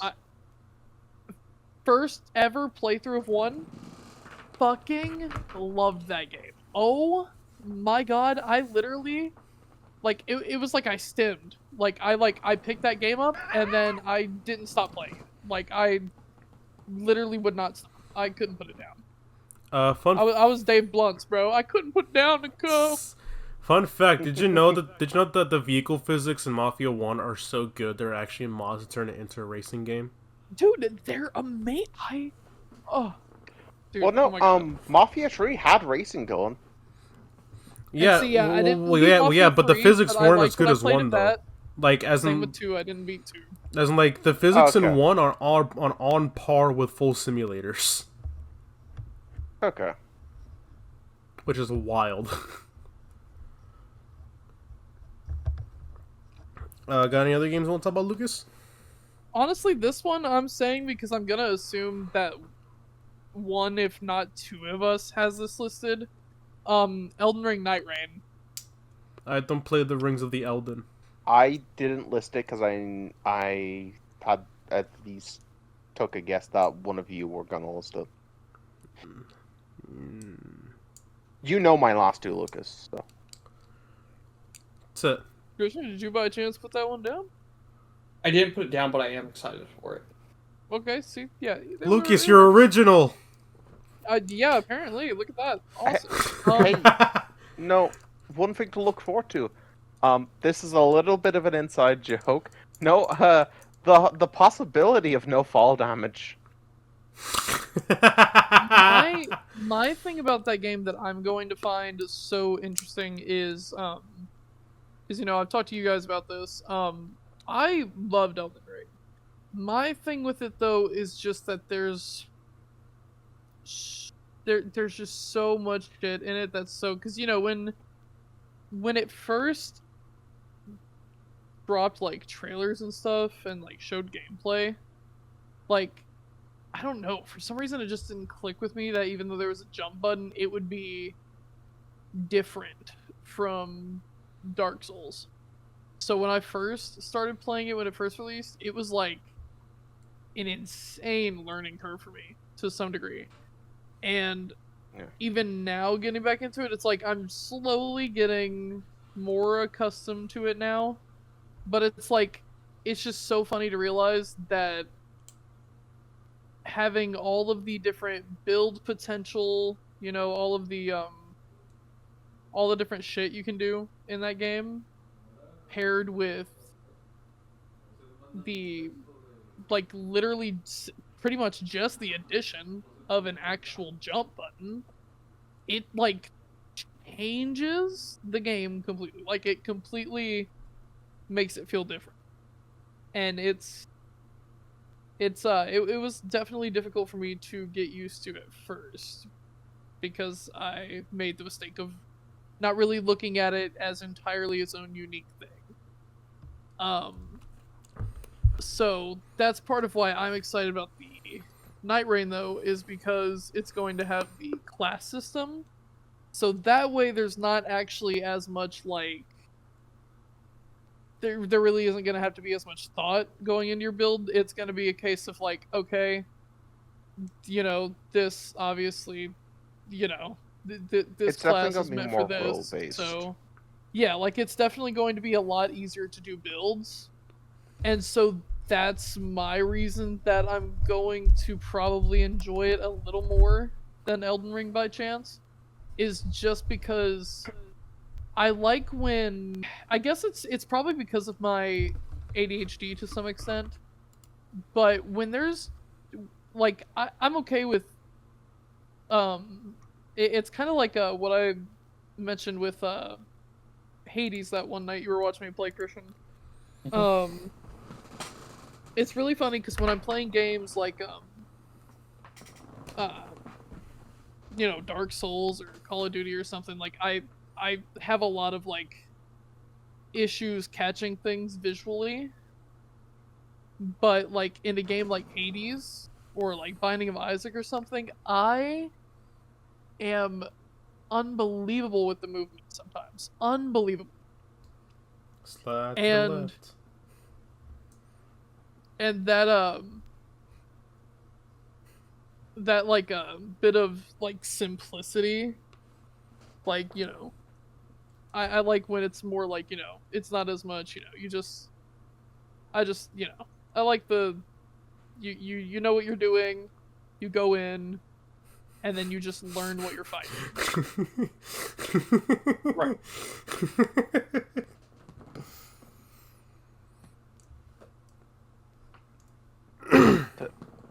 You good there, Dylan? Yeah, you know. Definitely also gives I don't know if you agree, but a little bit of kind of Monster Hunter vibes a little, if that makes sense, since you're kind of haunting a boss more from how this game is sounded. See, what's really funny is I still haven't watched the thing that came out for it, so Well, I wasn't talking about the trailer. That's more just what the news we've got on it so far, from how it sounds that it's gonna work. It kind of okay. You're kind of going to be going into an area in the Elden Ring world, and your main, like, target is going to be, you know, the boss. And since you haven't watched the trailer, I won't bring up a certain motherfucker, but you better watch it soon, cause Well, I mean, you know what? I could just. you about to watch the trailer right now, bro. I'm gonna watch as I'm talking about my stuff, not to pay attention to what I have to say. I see how it is. Just I can turn it down and just watch visually. I can see how it is. it's more there's a certain boss that you need to see, and then that will be it. Yeah, I don't have to hear anything on it. I just have to see. All right. Yeah. So for my last two games, and I'm gonna do an honorable mention because for this I do have an honorable mention. So next is Virtual Fighter 5 Revo. I just love the Virtual Fighter franchise. That is all I have to say about it. It I've is never such a played good one, series. So I, I don't know shit. It's beautiful. It can be beautifully goofy at times. I like By the way, beautiful I will goofy. say we 100% are going to know when he sees what we need him to see. Fair. And my last game is Fantasy Life I, the girl who stole time. Because we're finally getting another Fantasy Life game after the last one on the 3DS. I'm a little bit disappointed though. They're kind of going to the voxel route with some stuff, but it's as long as they keep the core gameplay, I'm gonna love it. Okay. Because Fantasy Life is such a it's such a good RPG in that oh, you can do this or that or whatever, and it bleeds into being able to do other stuff in the game, being able to do other stuff with the classes, oh, you want to build this stuff, you gotta do that. It's just a really good, simple RPG that takes elements of having to mix classes together to get further into the story progression. Yeah. Which is awesome. And for my honorable mention, which I gotta double check. I didn't double check this before I put it on there. I think they say it's 2025 release, or it might be 2026. I gotta double check. It's been a while since I saw the trailer. The next Yokai Watch game. Well, technically Yokai Watch adjacent game. Because it was a game that was created due to the Yokai Watch reboot idea project, but it ended up becoming its own game that sort of takes place in the Yokai Watch universe. And so far it looks interesting. I'm just kind of disappointed that it's not going to be an actual Yokai Watch game in terms of its gameplay. Because I get the last one also changed its gameplay, but at least you can still tell at the core it was the basis of still Yokai Watch. This next one is kind of a bit not that. So Yeah, I get what you mean. Yeah. So it's I have no doubt it's going to have the same character, you know, it's going to have the same personality, the same character, stuff like that, because it's their thing. Yeah. It's just, I was a bigger fan of the Yokai Watch's pure, core gameplay. I'm curious how this game's going to shake it up. That's why I'm yeah, this game's on my radar, but I'm not fully sure how to feel about it yet. That's completely fair. Yeah.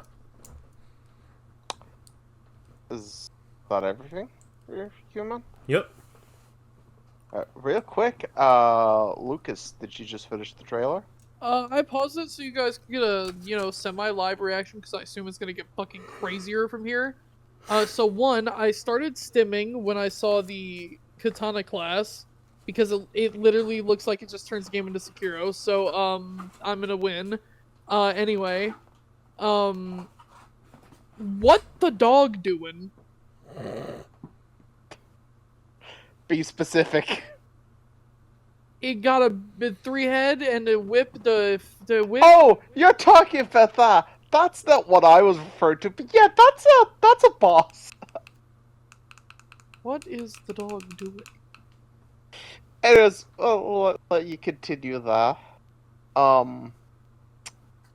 My last two are both ones that were already brought up, but it doesn't necessarily matter. First, I will bring up the first Berserker Kazan. I am heavily looking forward to it because technically, Christian, you introduced me a little bit to the DNF universe. I mean, you played the fighting game a few times. Knowing we're getting basically a game with lore about one of the first actual Berserkers is so fucking cool, and the way the game has been looking with its trailers and its gameplay shots, it looks so fun, and I can't wait to see how they translate the Berserker into this game, because it's looking like it's also going to be a very brutal game. Oh yeah, no, it's looking absolutely amazing, 100%. It's like, because of you, I got into a bit of DNF, and looking into the lore of it, it has such good lore as well, dude. Like, it makes me wonder, are we gonna possibly get more games of it in the Oh, future? no Like, I way, would love holy to, shit. I would love to see, I would love to see more of it. And Bruh. my other, well, you can tell he's still watching the trailer. Um, my top game that I'm looking forward to, that I have a physical pre-order to it, and I cannot wait to get it, is Monster Hunter Wilds. As I said, there are certain games I avoid looking at to experience them fresh. Monster Hunter gets a pass. So I technically my first Monster Hunter would have been the one they released on the DS, technically. Um, but the full one that I fully committed to was fully would have been World and then Rise, and because of that, it made me like go back through a lot of the Monster Hunter stuff and start watching a lot of stuff on the lore of Monster Hunter, the story of different monsters and everything. So yeah, it's definitely one of my favorite series, and seeing how Wilds has been coming together, I've been looking forward to it so much because it's like, yes, Rise was a fun one to hold us over, but the fact we are basically getting the Monster Hunter 6 of the series, I am I am so looking forward to it because some of the monsters look. There was a weird noise outside. Some of the monsters look genuinely fucking sick. There's a monster that's like a hybrid of Rajang and Odogaron that has molten plates. Like, what the fuck? And, hearing some of the possible monsters that are going to be in the game because of sound files, it gets me so excited, and I'm just so looking forward to it, and I am ready to lose several hours of my life on that game with these motherfuckers. No, 100%. I But cannot wait. oh yeah, no, I the amount of time we're gonna spend on it is concerning, but I'm here for it. Um, real quick, check in, Lucas. Yeah, bro? Did you finish it? Oh, yeah, no, I mean, yeah, I finished it, yeah. How you feeling? That was the Nameless King. Yeah, yeah. Like, not even like, not even like reference to him, a boss fight that seems so. No, that is just straight up. What? Huh? What? Yeah, anyways, go on, Christian. So, my last few games are one is definitely a remake that I am super excited for, and that would be Xenoblade Chronicles X Definitive Edition. They are adding extra content to the game the same way they did the first Definitive Edition for Xenoblade. They have improved the UI, so it is definitely looking like everything I want from it. To be 100% honest, it is probably one of my most anticipated games. Um, the other game is going to be um, Dying Light the Beast. I am so excited to get back to playing as Kyle Crane. So excited. And to see where they're taking the story, especially now that he's going to have more zombie abilities, having the virus infection and everything.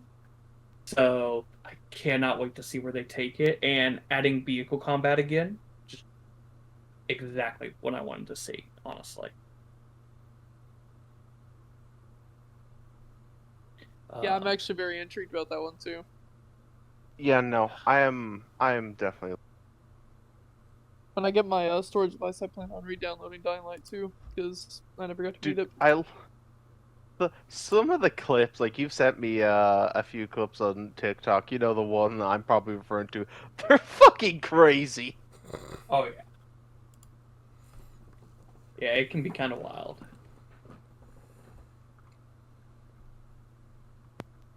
But yeah, no, it's and then of course, before we get done with this, at least we got to mention Doom: The Dark Ages. Oh, of course. The Beast is coming back, and I cannot wait to rip and tear. I need it. I want it. Uh, You're gonna put me back in a Doom mood. I hate you. Hey, he's fine. Hey, at least my Donkey Dong didn't give you a donkey mood mode. I fucking why? Jesus. I had a feeling you would somehow. I bet you that Segue- dong could fill a bucket. I had a feeling somehow you would bring it back, and you fucking did. What can I say? He likes banana, so the Donkey Dong gets the banana. Is there anything else? Not off the top of my head I can think about. No, me neither. No, I think this is a shitstorm. Oh, no, Oh it yeah, is. no, 100% is. You mean I like Luke hired couldn't- Rigby flying a second plane? Yeah, No! I cannot. exactly Again, like that. I could no, Dylan. It's fine. I could not wait to listen because Dylan, are you just doing one version, or are you actually doing two versions? I'm gonna do a one with editing, one without editing. In terms of like what we say. Yeah. So I cannot wait to listen back over to the shit we have said and just be Yeah. reminded of, oh yeah, shit, we said that. You have to play the fucking butter. I'm not gonna be surprised by anything I said. I only spit facts. Dude, Among it's other almost things. as bad as the Chinese making blood white. Whoa, why are you Okay. so much louder? Oh Okay. god. I think before we end up in a river, I think we need to, Dude, I want to be in a river full of semen. stop giving him more work. Go. Alright, time to play the outro. Coming. No.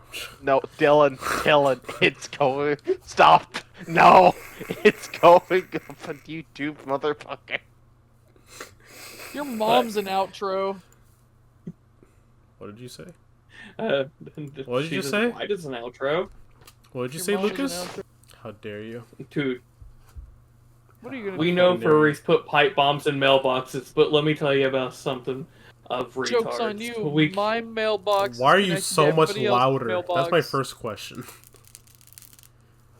Christian, did you get closer to your Oh my microphone? God.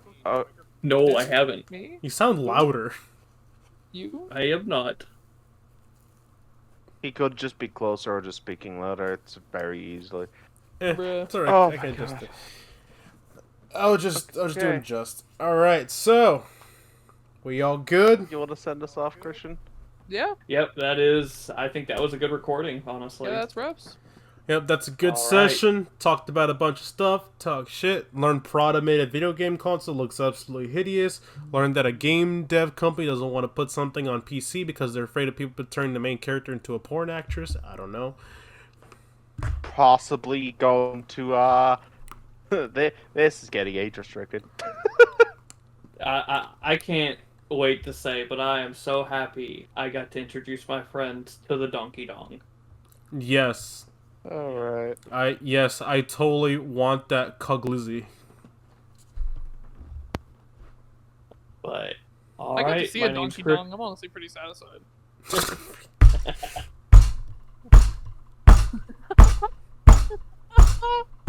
I think Ooh, you and I guys saw a BBC. were- I saw that Dude, too. we have- That shit was wild. How's it feel, We've- Dylan? How's it feel? Oh my god, that was loud. We've just turned into brain rot. I think you should just send us off before. Willy before Wigger, it gets- kill that! Okay, in both versions you'll have to believe that, Dylan. Among other skibbity Oh my god, Christian, please send us off. Please, for the love of God. Did you pray today? I think Dylan fingered the wrong minor. Kendrick Just- Lamar. Just send us off, brother. No, this has been Gaming with Passion. My name is Christian. My name's Dylan. I'm Connor. And I'm Lucas. We are signing off. Take it easy and stay sexy. Goodbye. I hate my life.